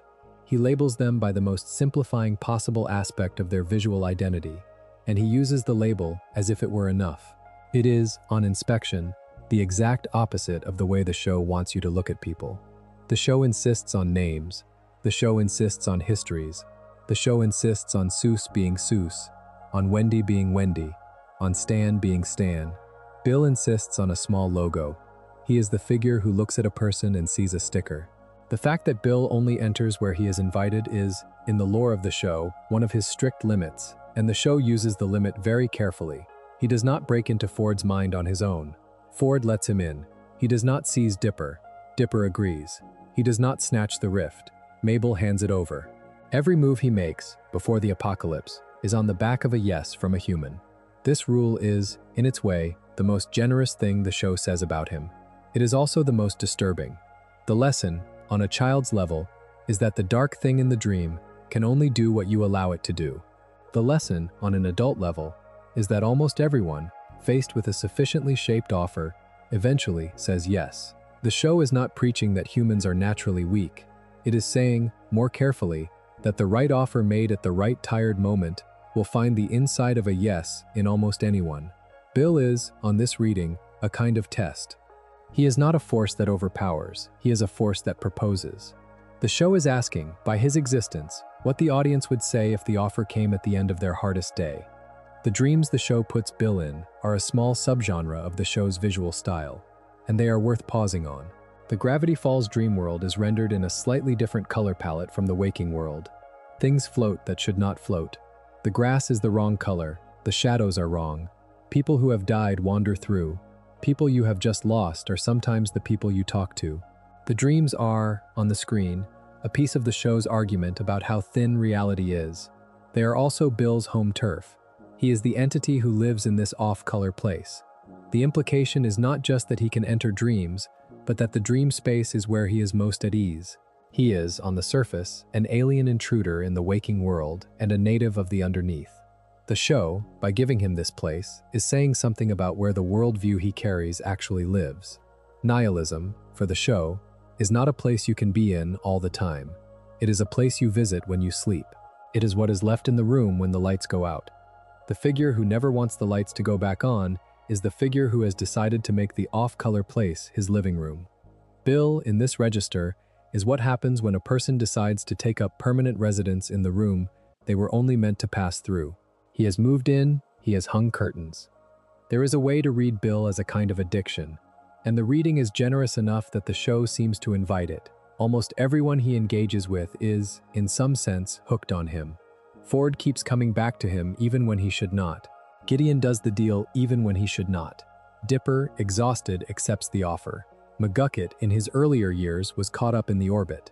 The show is honest about how hard it is to walk away from a being like this once he has taken up space in your life. He is, in his way, a substance. He gets in, he whispers, he provides relief, he demands more next time, he builds a tolerance. The journals, when Ford writes them, sometimes read like the journals of a person trying to record his own withdrawal. He notes the symptoms. He notes the cravings, he notes the things that bring Bill back, he notes the wards that work. He is, by his own evidence, a recovering Bill addict. The show is not making the metaphor explicit, but it is letting it run alongside everything else. The villain who proposes a deal and then collects forever is, in shape, a substance offering a fix, and the people who survive him are, in shape, the people who put down the substance and then spend the rest of their lives knowing that they could pick it up again. Ford, at the end of the show, is not safe from Bill. He is, on a long view, just clean. Another reading of the character, one that gained traction in fan discussion over the years after the show, is the reading of Bill as a kind of authoritarian figure, a fascism in pyramid shape, a being who organizes the world by force around a single eye and a single will. There is, in this reading, plenty of evidence on the screen. The henchmaniacs are, in his presence, all in line, all laughing in unison, all directed by his whim. The pyramid is a kind of court. The throne is a kind of monument to the order he has decided to build. The town, under his rule, is a place where the deviation from his aesthetic is punished. He does not negotiate with the population. He decorates with them. The reading of him as authoritarian is, in this respect, easy to support. The show, on the other hand, is careful not to make him only that. He is, at the same time, a kind of trickster, a kind of capitalist, a kind of demon, a kind of comedian. The fact that he is several things at once is what gives him his particular shape. He is not, in the show, the leader of a faction. He is the figure into which several modern fears about leadership have been collapsed. The pyramid is a building and a corporate logo and a religious symbol and a prison. Bill is what happens when those become the same thing. The argument the show is making, when you allow this reading, is that the structures that organize a society around a single I and a single will tend to look, from the inside, exactly like a party.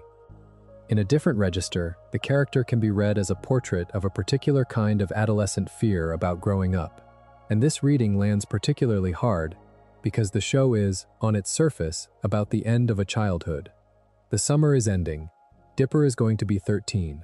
Mabel is going to follow him. The world they have been living in, the small Oregon town with its weird animals and tourist trap and family, is going to release them back into a life in which they are bigger and the world is smaller. Bill, in this reading, is the worst possible version of the adult on the other side of that transition. He is the figure who has, in this telling, grown up all the way, who has seen the whole world, who has come out the other side knowing too much, and who has, as a consequence, lost every soft thing inside him. He is the warning of what an adult could become. He is also the offer. He is the figure who, in his way, says to a tired child, "You do not have to grow up gently. You can grow up into this. You can grow up into a being who finds the small things ridiculous, who has no time for sentiment, who looks at the people around you the way I look at the people around me." The temptation Bill offers is not only the bubble, it is the triangle himself, the version of yourself who would not feel any of this anymore. The show, when you read Bill this way, is putting on the table the question of whether the children should refuse to become him. They do. They walk back into the broken world holding each other. The summer ends. They go home. They grow up the slow, painful, small way. The show's argument is that this is not a defeat. The temptation to be Bill is itself, in a way, the test the kids pass. The scene that fans tend to remember above almost all others, when they talk about the show's tone, is the one in which a normal-looking deer in the woods, during the early hours of Weirdmageddon, opens its mouth to reveal rows and rows of human teeth, and laughs. It is a 1-second image. It is in the background of a wider shot. It is not commented on. The deer is just an example of the wrong things happening in the town under Bill's rule.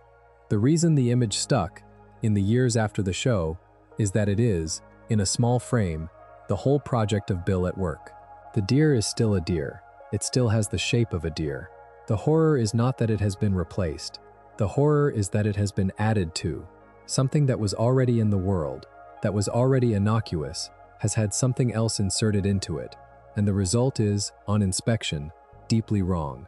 This is, very precisely, what Bill does to everything he touches. He does not replace the world. He invades it. The town is still the town. The trees are still trees. The animals are still animals. Bill has just put teeth in them.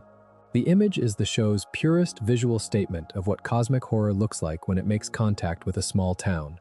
The teeth in the deer are the small mark of a worldview that has decided to make everything slightly worse, for no reason in particular, except that it can. The show's tone during the apocalypse balances on a knife edge between horror and absurdity, and the balance is the result of careful writing. The animation budget is, in places, clearly stretched. The action sequences are clean and quick. The dialogue is sharp. The jokes keep landing. The kids keep being kids. The adults keep being adults. The henchmaniacs keep being weirdly charming, even when they are doing something appalling. The show is, all the way through Weirdmageddon, refusing to abandon its sense of humor. The way you can tell the show is on its own side, against Bill, is that it keeps making jokes. Bill's worldview is that nothing is funny except cruelty. The show, in the middle of his apocalypse, keeps finding small jokes that are not cruel. A character mispronounces a word. A character has a small misunderstanding. A side gag lands in the background. The show is, in its texture, refusing to accept that the only available laughter is Bill's. There is, in the way it writes its own catastrophe, an insistence that even an apocalypse can be funny in the warm way, and that the warm way is itself an answer to the cold one. It is one of the show's smartest tonal choices. It would have been easy, in the long stretch of Weirdmageddon, to abandon the comedy in favor of a grim final act. The show declines to do this. The jokes hold. The argument is that even in the worst version of the world, the right kind of laughter is still possible, and the right kind of laughter is not Bill's. The cipher culture around the show is, by now, one of the great pieces of fan participation in modern animation history. Every episode of the show, in addition to its on-screen plot, contains hidden messages encoded in the credits or in the backgrounds, written in shifting cipher systems that fans have spent years decoding. The simplest are letter substitution ciphers, Caesar shifts of 3, or simple letter-to-number mappings. The harder ones involve @, visionaire keys based on phrases from the episode, and more elaborate sequences.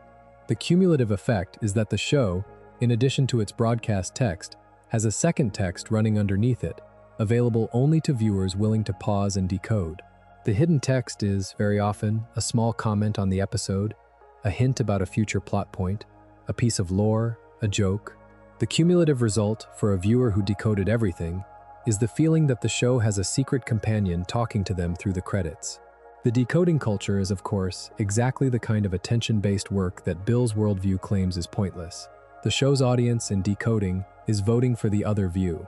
They are choosing, every week, to give the world the kind of close attention that Bill says is wasted. The fact that the show built this entire second layer into itself is, in a way, the most thorough anti-Bill argument the writers made. They could have written a season of an animated show that simply played out on screen and ended. They wrote, instead, a show that was so dense with hidden meaning that the audience could not finish decoding it inside the show's run, that has continued to be argued over for years after it ended, that continues to reward attention long after the lights have gone down. This is, in shape, the architecture of a thing that has been built to mean. Every layer of the show is making the same point. The villain says nothing means anything. The credits say, in cipher, that everything means something. The cipher hunters, decoding, are the show's quiet army. The Bill statue in the woods, found at the end of the real-world hunt, is the small altar at which the army left its offerings. The whole project, taken together, is a slow, patient, joyful refusal of the Bill position, done not by speech but by example. The show argues for meaning by being so densely meaningful that arguing with it becomes embarrassing. The triangle, in this light, is outnumbered. The text has, against him, every other letter on the page. It is worth saying a word about what kind of villain Bill becomes in the years after the show ended, because the way fans have related to him is, in its own right, part of the story. He has been the subject of a vast amount of fan art. He has been redrawn cute, redrawn hot, redrawn human, redrawn in every gender expression and aesthetic imaginable. He has become, in a particular corner of the internet, a kind of beloved figure, in spite of, or perhaps because of, the terrible things the show is on record showing him do. This phenomenon is not, by any means, unique to Bill. Modern audiences regularly take cartoon villains and remake them in softer forms. The pattern is so common that there is a word for it. But there is something especially worth thinking about in the case of Bill, because the show has, very deliberately, made him the figure who represents the worldview that nothing matters, and the cultural response to him has been to attach to him with great enthusiasm. The reaction is, in its way, the show's argument coming true in real time. The audience, on encountering a being who says nothing means anything, has chosen to mean a great deal by him. The fan art is, on a long view, the most thorough refutation of his philosophy that anyone could have constructed. The triangle who says he does not need to be loved is, in the actual world, loved very loudly. He cannot prevent it. He cannot, by his nature, refuse it. The audience has, in this small way, beaten him by the simple act of caring about him. The creator of the show, Alex Hirsch, has been, in interviews and in his public communication around the show, consistent in his position on what Bill is meant to be, which is not redeemable. The character is, in his framing, the entity who exists to embody a particular kind of dark worldview, and the show is not interested in walking him back from it. There are no flashbacks in which he is shown to have once been a small triangle in love with a smaller triangle. There is no episode in which he learns the value of friendship. There is no scene in which he is briefly humanized by a touching moment with a child. The show, in its own writing, declines to soften him. The fan culture has, in places, tried to soften him, and the show has, in its more recent supplementary materials, in the book and in the surrounding lore, maintained its position.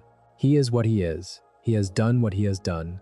The show is willing to let him be funny, willing to let him be charismatic, willing to let him be visually interesting, but it is not willing to give him an interior that would let the audience excuse his behavior. This is, in its own way, an interesting authorial position. It is the position of a writer who trusts the audience to find the character compelling even when he is, on the page, not built to be excused. It works. The triangle is compelling. The audience does not need him excused. They like him because he is interesting, and the show is willing to let him be interesting without being, in the moral sense, salvageable. The cultural moment in which Gravity Falls arrived, in the early 2010s, is worth a paragraph, because it helps explain why a villain like Bill landed the way he did. The show began in 2012 and ran across roughly 4 years. The animation landscape at the time was in the middle of a particular shift. Older formulas were giving way to longer arcs, more serialized storytelling, more attention to the emotional lives of younger characters. The shows that came out of this shift, the ones people often group with Gravity Falls in retrospect, were willing to be darker than the network animation of the previous decade. They had villains who were not redeemable in the older fashion. They had storylines about grief, about loss, about the slow erosion of certainties. Bill, in this context, was both a representative of the new tone and an extreme version of it. He was the figure who took the new permission for darkness and used it to make the kind of villain a network show would not have been able to put on the air a few years earlier.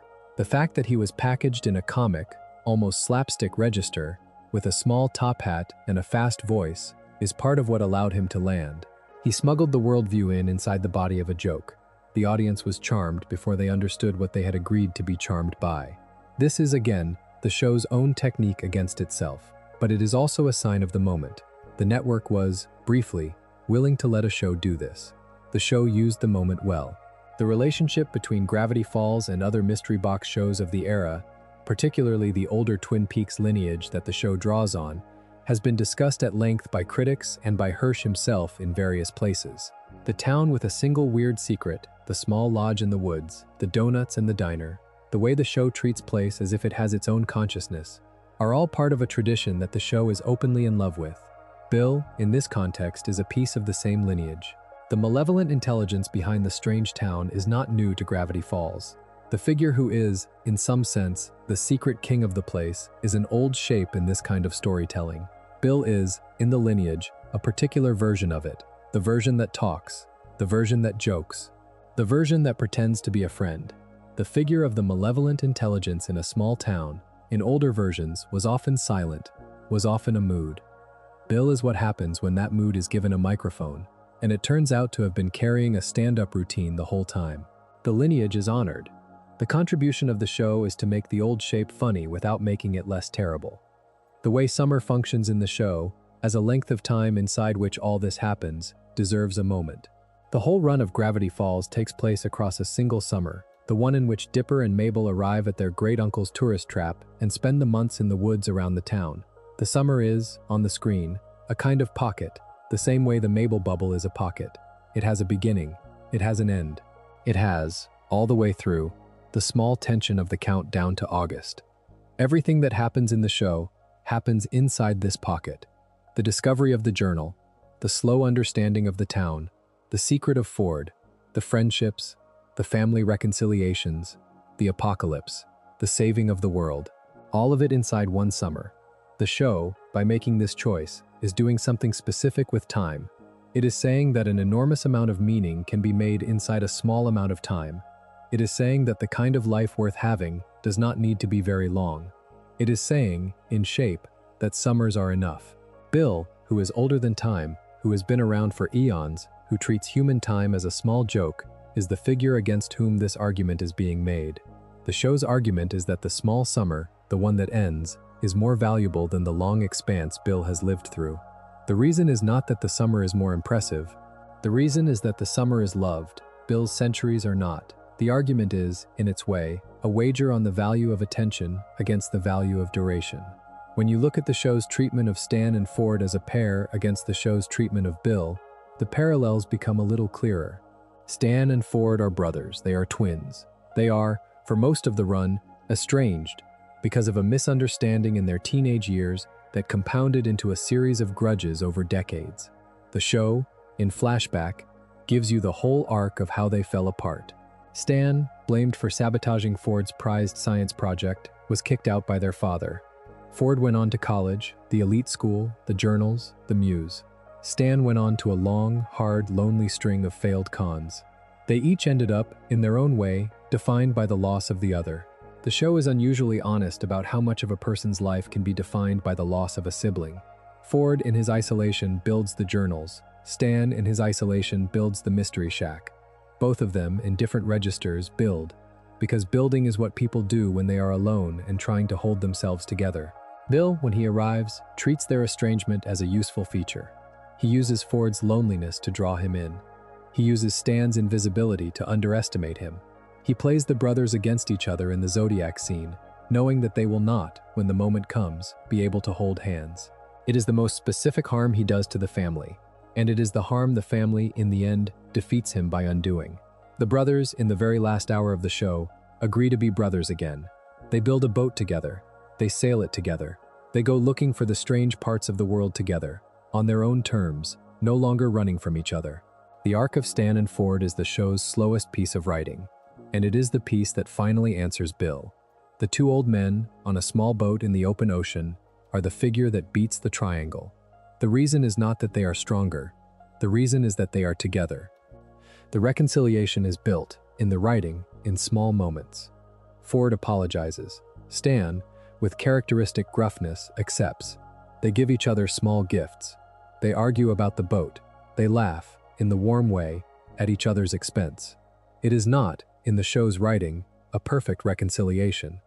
They are still, by their natures, a difficult pair to be in a small boat with. But the show insists that the imperfect reconciliation is enough. The Bill view would be that the brothers should have stayed estranged because the estrangement is more efficient and the reconciliation is sentimental. The show's view is that the sentimental reconciliation is the point of the whole exercise. The fact that two flawed old men, after years of grudges, can agree to be in the same room again is not a small thing.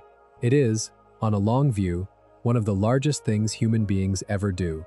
The show puts the largeness on the screen, in the form of a boat that carries Stan's name, in the form of Ford in a sweater that does not really fit him, in the form of the two of them sailing off into a horizon that probably contains, in the world of the show, several more dimensional incursions they will have to deal with.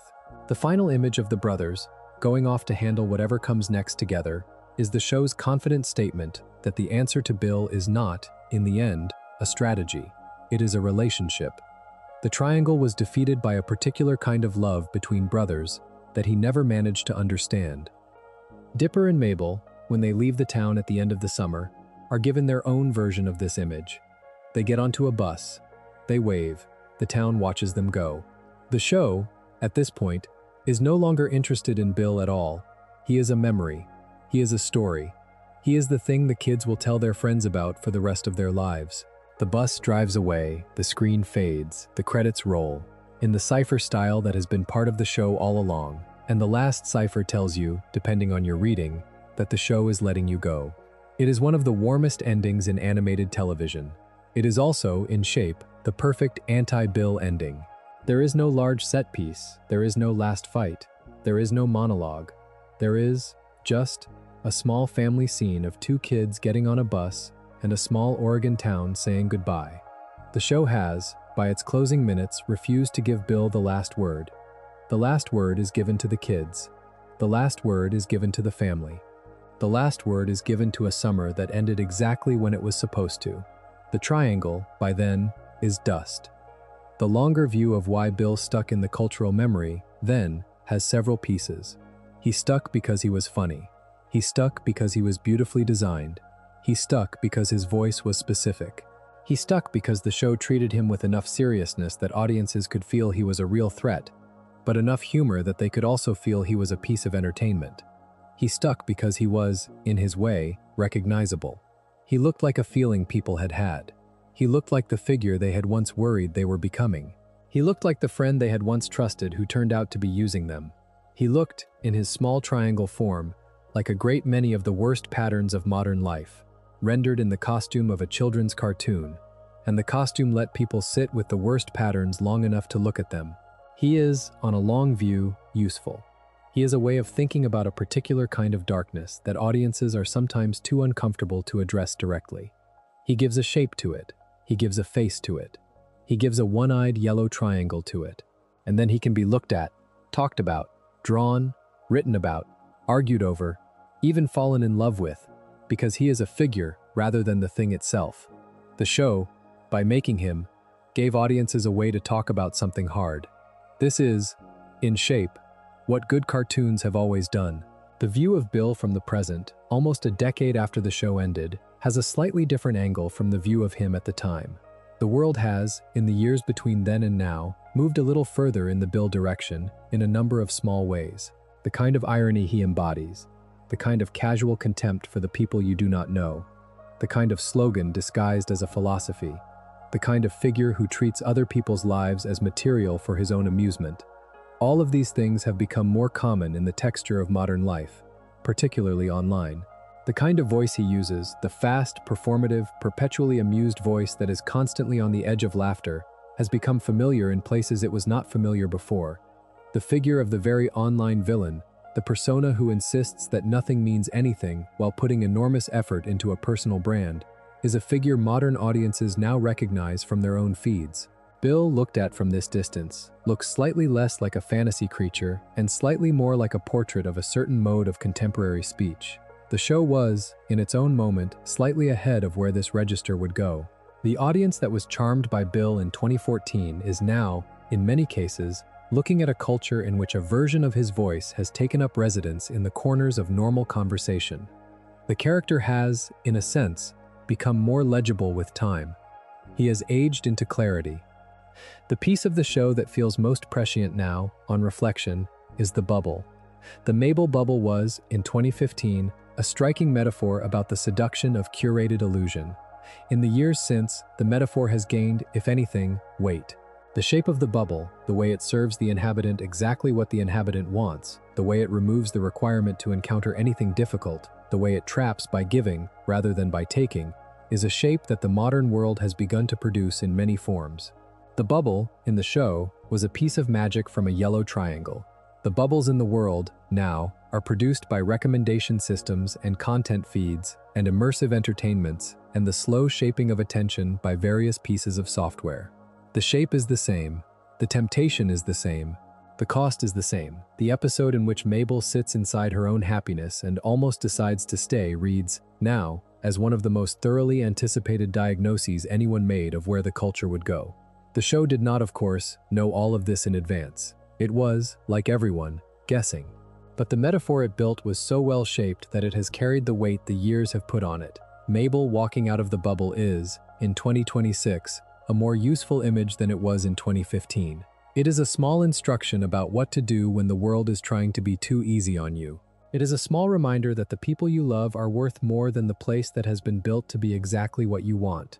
The show's argument about attention, similarly, has aged into a stronger version of itself. The work of paying close attention to the things in front of you, the work of decoding the world rather than skimming it, the work of trusting that the world is built densely enough to reward sustained looking, was an old argument when the show made it, but it was an argument that audiences could still take seriously. In a culture in which attention is constantly being eaten by short pieces of content, by the inside of small glowing screens, by the rhythms of platforms that do not reward sustained looking, the show's argument has become, in a strange way, more difficult. It is harder now to be the kind of person Ford is in the show. It is harder to keep a long journal. It is harder to pay attention to a town for years. It is harder to decode a cipher that takes weeks to crack. The Bill argument, that attention is wasted, has become culturally easier. The show's argument, that attention is the foundation of meaning, has become culturally harder. This is, in its own way, a reason the show has stuck. It is a piece of art that asks something of its audience that the audience has had to fight harder to give.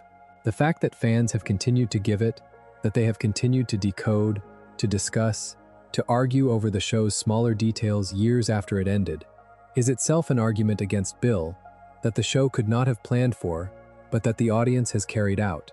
The show wins, in the long run, because the audience refuses to stop paying attention to it. The other thing the show's distance has made clearer is what kind of figure Stan really is. At the time of the show's run, Stan was, for many viewers, a comic figure first and an emotional figure second. He was the funny old man with the fez and the dollar sign on his suit and the eye patch he did not need. He was the con artist who tried to sell tourists fake antiques. He was the great uncle who, in the early episodes, did not seem to particularly want the kids in his house.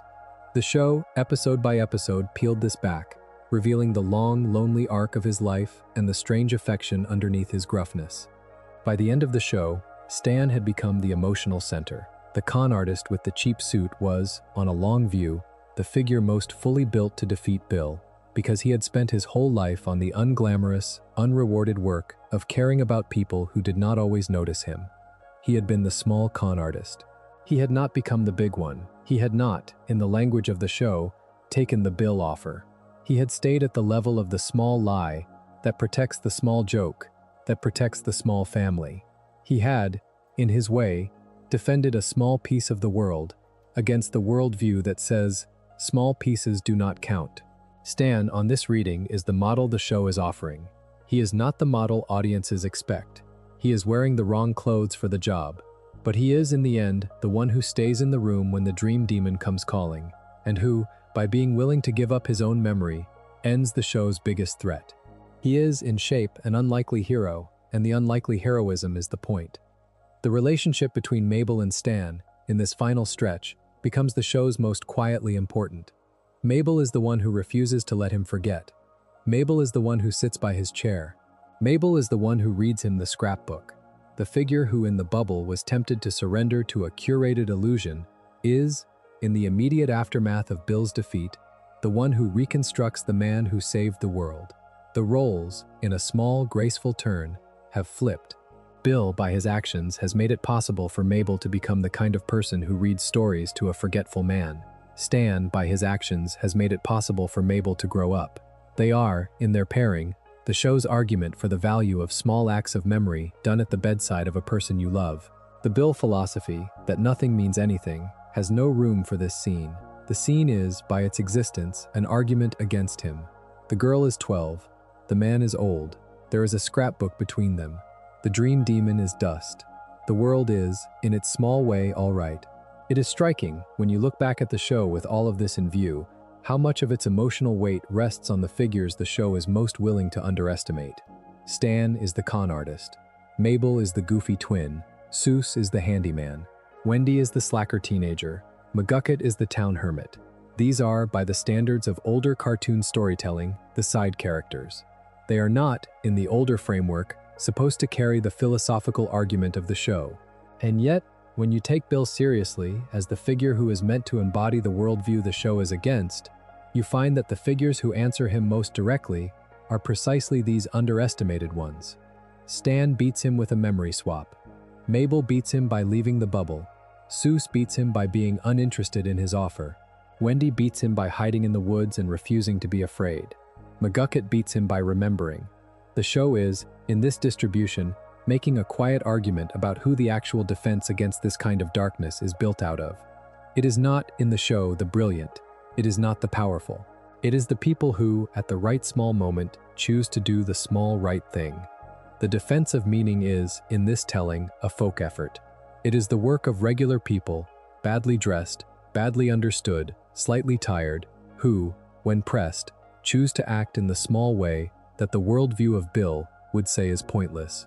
The triangle is brilliant. The triangle is powerful. The triangle is articulate. He is beaten by a janitor and a teenager and a 12-year-old girl and a hermit and an old con man. The list is, in shape, the show's whole moral position. The defense is not glamorous. The defense is not impressive. The defense is, however, on a long view, sufficient. The cipher in the credits of the very last episode, which a viewer can decode in any of the standard ways the show uses, gives a kind of envoy to the audience. The exact text of the final cipher is not the kind of thing one should attempt to recall from memory without being sure of it, but its sense is consistent with the rest of the show's voice. It is, in shape, a thank you to the people who paid attention. It is, in shape, an invitation to keep paying attention to the rest of the world after the show is over. It is, in shape, an instruction that the cipher hunting was always meant as practice for the larger habit of looking at the world carefully, and that the show hopes the audience will continue to do the larger thing now that the smaller thing has ended. This is, in its way, the most generous gesture the show makes. It does not assume the audience will be the kind of person Bill predicted them to be. It assumes the audience will go on noticing. It assumes the audience will keep being the kind of person who decodes the things in front of them, rather than the kind of person who accepts that the things in front of them are not worth decoding. The Bill view of the audience would be that, the show being over, the audience will go back to their default of skimming. The show's view is that the audience will not, and that the habit of attention, once practiced, becomes a thing one keeps. The show puts faith, at the end, in its viewers. The faith is, on the available evidence, returned. What stays with you, in the years afterwards, is not, I think, the apocalypse. It is not the throne. It is not the burning sky. The thing that stays is, somehow, a much smaller image.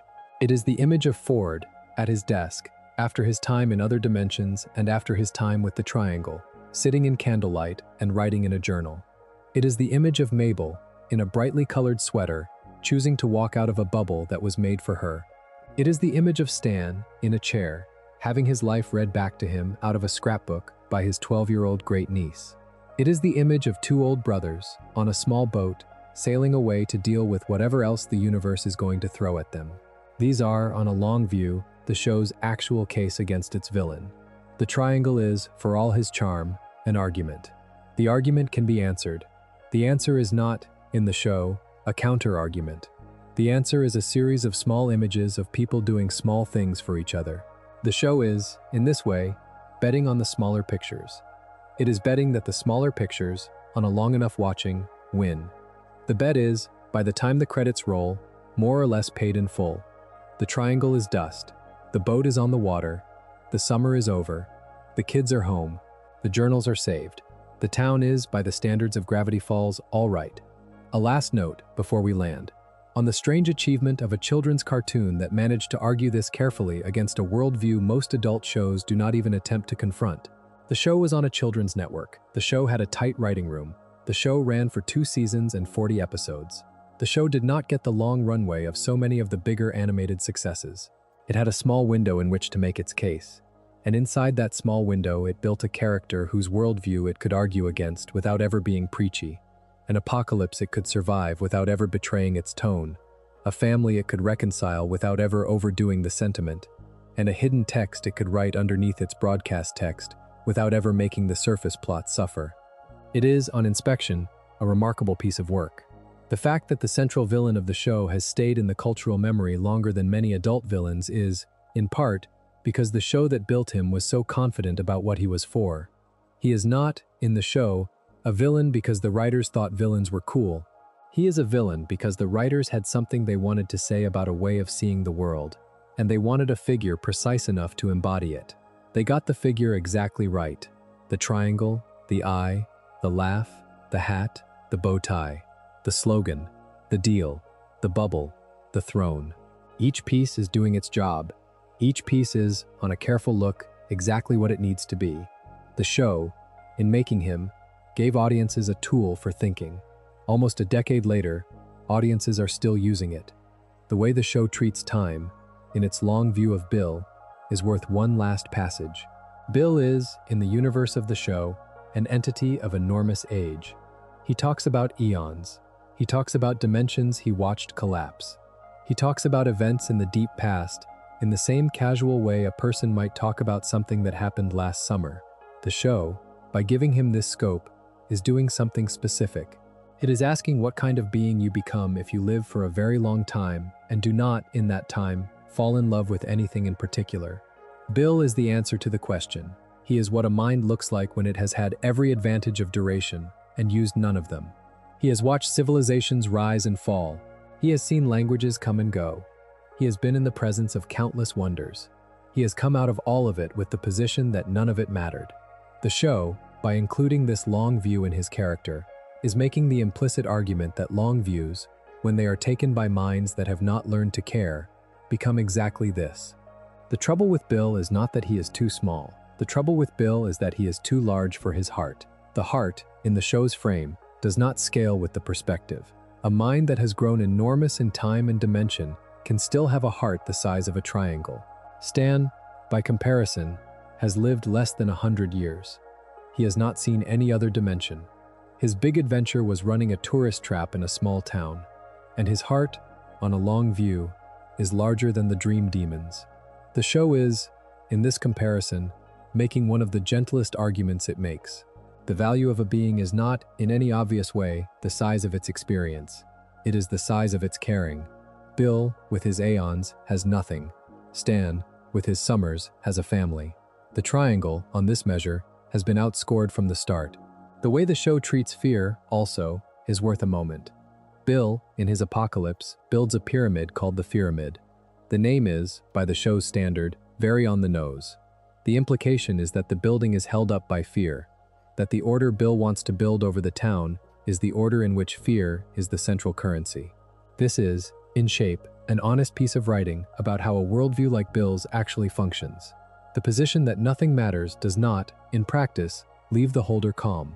It leaves the holder anxious, because the calm of accepting nothing matters is a calm few human beings can sustain.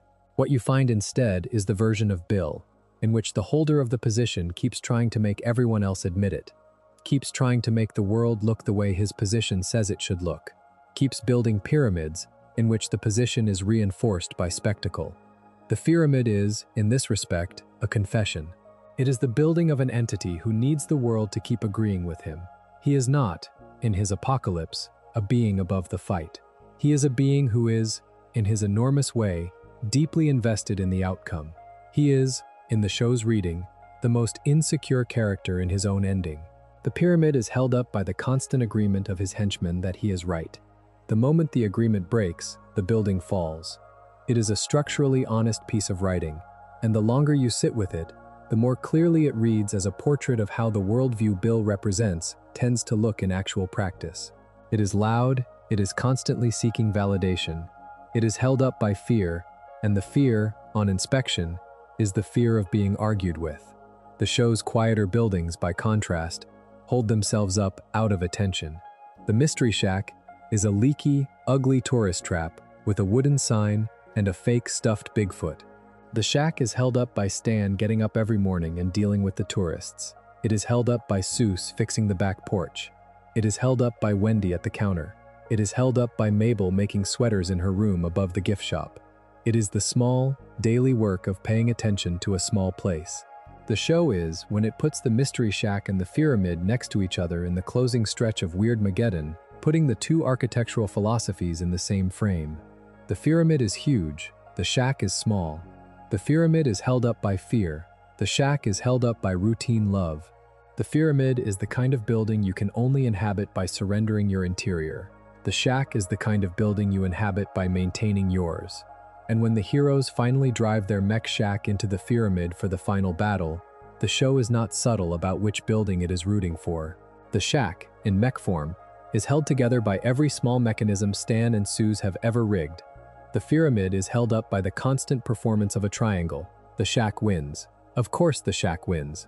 The show has been telling you, for 2 seasons, which side of this argument it is on. The view from inside the Mabel bubble, taken seriously one more time, is also worth a closing thought. The bubble is the show's purest sketch of what a curated illusion looks like from inside it. It is bright. It is warm. The boys are kind. The kittens are funny. The candy grass tastes like candy. The sun does not set. There is, by design, nothing wrong with anything. The trap, as the show frames it, is not in any single feature of the bubble. The trap is in the whole shape of the offer. Everything in the bubble is calibrated, in advance, to the inhabitants' preferences. There is no friction. There is no surprise. There is no possibility of being wrong, or of being hurt, or of being asked to grow. The show is, in this sketch, defining a particular kind of prison that the audience may not have had a word for before. It is the prison of getting exactly what you asked for forever. The audience, watching it, is meant to recognize the shape, even if they have not yet been offered a bubble of their own. The show is, in this sketch, building a small inoculation against the thing.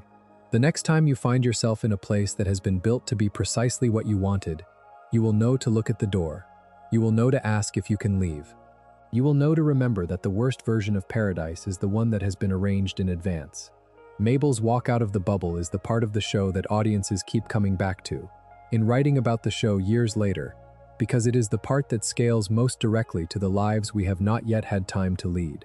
The triangle, who designed the bubble, did not understand that what people actually want is not their own preferences.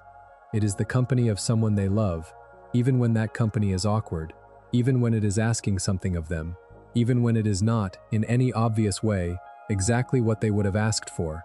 The bubble cannot provide that. The bubble can only provide an excellent imitation. The walk out of the bubble is, on this view, a small definition of what is real.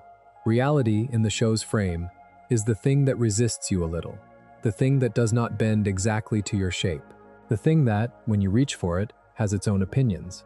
Bill's offer was a world that did not have its own opinions. The world the show is rooting for is the world that does. There is, in the way the show writes Bill's laugh, one final observation worth making. The laugh is, on first listen, the laugh of a confident being. It is fast. It is sharp. It is delivered without apology. The longer you sit with it, though, the more you notice that the laugh is, in its texture, brittle. It is not the laugh of a person who is, in the room, actually amused. It is the laugh of a person performing amusement. The fast laugh covers a particular thinness underneath. There is, in the way it lands, no resonance. There is no body to it. It is, on inspection, the laugh of a being who has decided that he should be amused at this moment and is producing the sound that amusement makes, without actually feeling it. Audiences who have spent a great deal of time with the laugh by now have come around to this reading. The Bill laugh is the laugh of a mask. The mask is high-pitched and fast, because masks are high-pitched and fast. The thing inside the mask is not, on inspection, having a good time. The thing inside the mask is, in places, screaming. The most generous reading of Bill, the reading that asks why he stuck, finally lands here. He stuck because he is, underneath the swagger, a being who is trying very hard not to feel anything. He is, in his own way, a portrait of a person who has decided that feeling is too painful and that the laugh is a better insulator. The audience recognizes this because the audience has, at various points in their lives, considered the same arrangement. The show is, in giving Bill this laugh, naming the strategy. It is also, in giving the kids and the old men their warmer laughter, naming the alternative. Bill's laugh is brittle. The Mabel laugh is round. The difference is the whole show. The slow argument the show is making, over its 40 episodes, is not, in any final analysis, a philosophical refutation of nihilism in the academic sense. The show is not interested in being a philosophy textbook. The argument it is making is more like an offer. It is offering, in the form of its writing and its characters and its texture, a way of being in the world that is, when you take it seriously, the practical alternative to Bill's. The way of being is patient. It looks closely at small things. It remembers. It rebuilds. It chooses, when the worst comes, to give up its own memory rather than lose its family. It walks out of the bubble. It writes in the journal. It rigs the shack into a mech with whatever tools are at hand. It refuses the offered nicknames. It insists on the proper ones. It says the names of the people it loves. It sails the boat. The show is offering, in this picture, a portrait of a life that is, on the screen, available. It is not promising that the life is easy. It is not promising that the life will be rewarded. It is promising, very quietly, that the life is, on a long enough watching, the only thing that does, in the end, defeat the figure in the sky. The triangle says nothing matters. The show, with its picture, says, on close inspection, you do. The argument is, in this register, a slow one. It does not win in any single moment. It wins in the way a quilt is sewn. It is, by the time the show is over, finished. The triangle is on the floor. The quilt is on the bed. The kids are asleep. And here perhaps is the right place to slow down, because the trick of a show like Gravity Falls, the reason it ends up working as something to fall asleep to, is that its argument is not anxious. It is calm. It does not need to convince you all at once. It is happy to sit with you, over hours, gently insisting that the picture it is painting is one you can walk into when you are ready. The triangle has been the louder figure in this script, because that is the nature of triangles. But the figures the show is actually about are quieter. They are the figures sitting in the shack at the end of the summer, the kids on the bus, the brothers on the boat, the small town in the dark. The show, in its closing minutes, simply releases them. It does not ask anything more of the audience than that they remember, on their own time, the way the small things are held by the people who hold them. It is, in this slow closing, worth pausing on the strange position the show ended up occupying in the lives of the audience who grew up with it. Many of the people who watched Gravity Falls when it first aired were, at the time, children, of an age with Dipper and Mabel, and watched the show as if it were a slightly heightened version of their own summer. They are, now, in their 20s. They are the age Wendy was. They are some of them the age Stan was when his life began to compress around the things he had lost. They are looking back at the show as a kind of old room. The triangle, for them, is no longer a current threat. He is, in their memory, a piece of furniture in the room of their childhood. They walk back in. They notice him on the wall. They notice, this time, the way he was framed. They notice the ciphers in the wallpaper. They notice the kindness of the brothers, the patience of the great-uncle, the gentleness of the twins toward each other. They come away with a slightly different picture of the show than the one they had when they were young. The show is still, on the surface, a mystery cartoon about a small Oregon town, but the things it was carrying underneath, the small arguments about attention and meaning and the small acts of caring that hold the world together, have become, on the second watching, more visible. The triangle, who looked very tall when they were young, now looks much smaller. The brothers, who were funny side characters when they were young, now look enormous. The summer, which looked endless when they were young, now looks like the small bright thing it always was. The show, for them, has become a piece of memory that grew with them. It is, in this sense, a small machine for paying attention to one's own life. The triangle is part of the machine. He is what the machine is built against. The fact that the audience has carried the machine with them into adulthood is the show's largest possible victory, and the one its writers may, in their best moments, have hoped for. The reason a show like Gravity Falls works as a thing to fall asleep to, in particular, is that it does not need you to be holding it tightly to be doing its work. The arguments it is making are not the kind that require you to be awake for them. They are the kind that filter in slowly, that arrange themselves in the back of the head while the front of the head rests. The triangle, in particular, is the kind of figure that becomes more tractable as you settle into sleep. He looks, at half awake, less like a god and more like a small lamp. He looks, the moment before sleep, less like a worldview and more like a piece of clip art that wandered into a painting. The fact that the show ends with a bus pulling away from a town, with two children waving at the people they love, with a small Oregon town quietly returning to itself, is part of why audiences keep returning to the show at this hour. The ending is restful. The argument has been made. The triangle has been put on its shelf. The kids are going home. The brothers are going to sea. The town is going to sleep. The show, in its ending, is unusually willing to let you go too. You can close the laptop. You can close your eyes. The argument continues without you. The picture continues to be true whether or not you are awake to receive it. The small things continue to be held by the people who hold them. The pyramid is, on a long view, dust. The shack is, on a long view, standing. If there is a single thing to take from all of this, sitting here in the quiet, it is probably this. The worldview Bill represents is one that has, for as long as it has existed, been very confident about its own conclusions. It has always insisted, in one shape or another, that it can see further than the people it is talking to, that it knows that nothing on the ground will, in the end, count for anything. The view from the top of the pyramid is, in its own telling, the only honest view. The show, with its 40 episodes, has been making a slow, careful countercase. The case is not that the view from the top of the pyramid is wrong about the scale of the universe.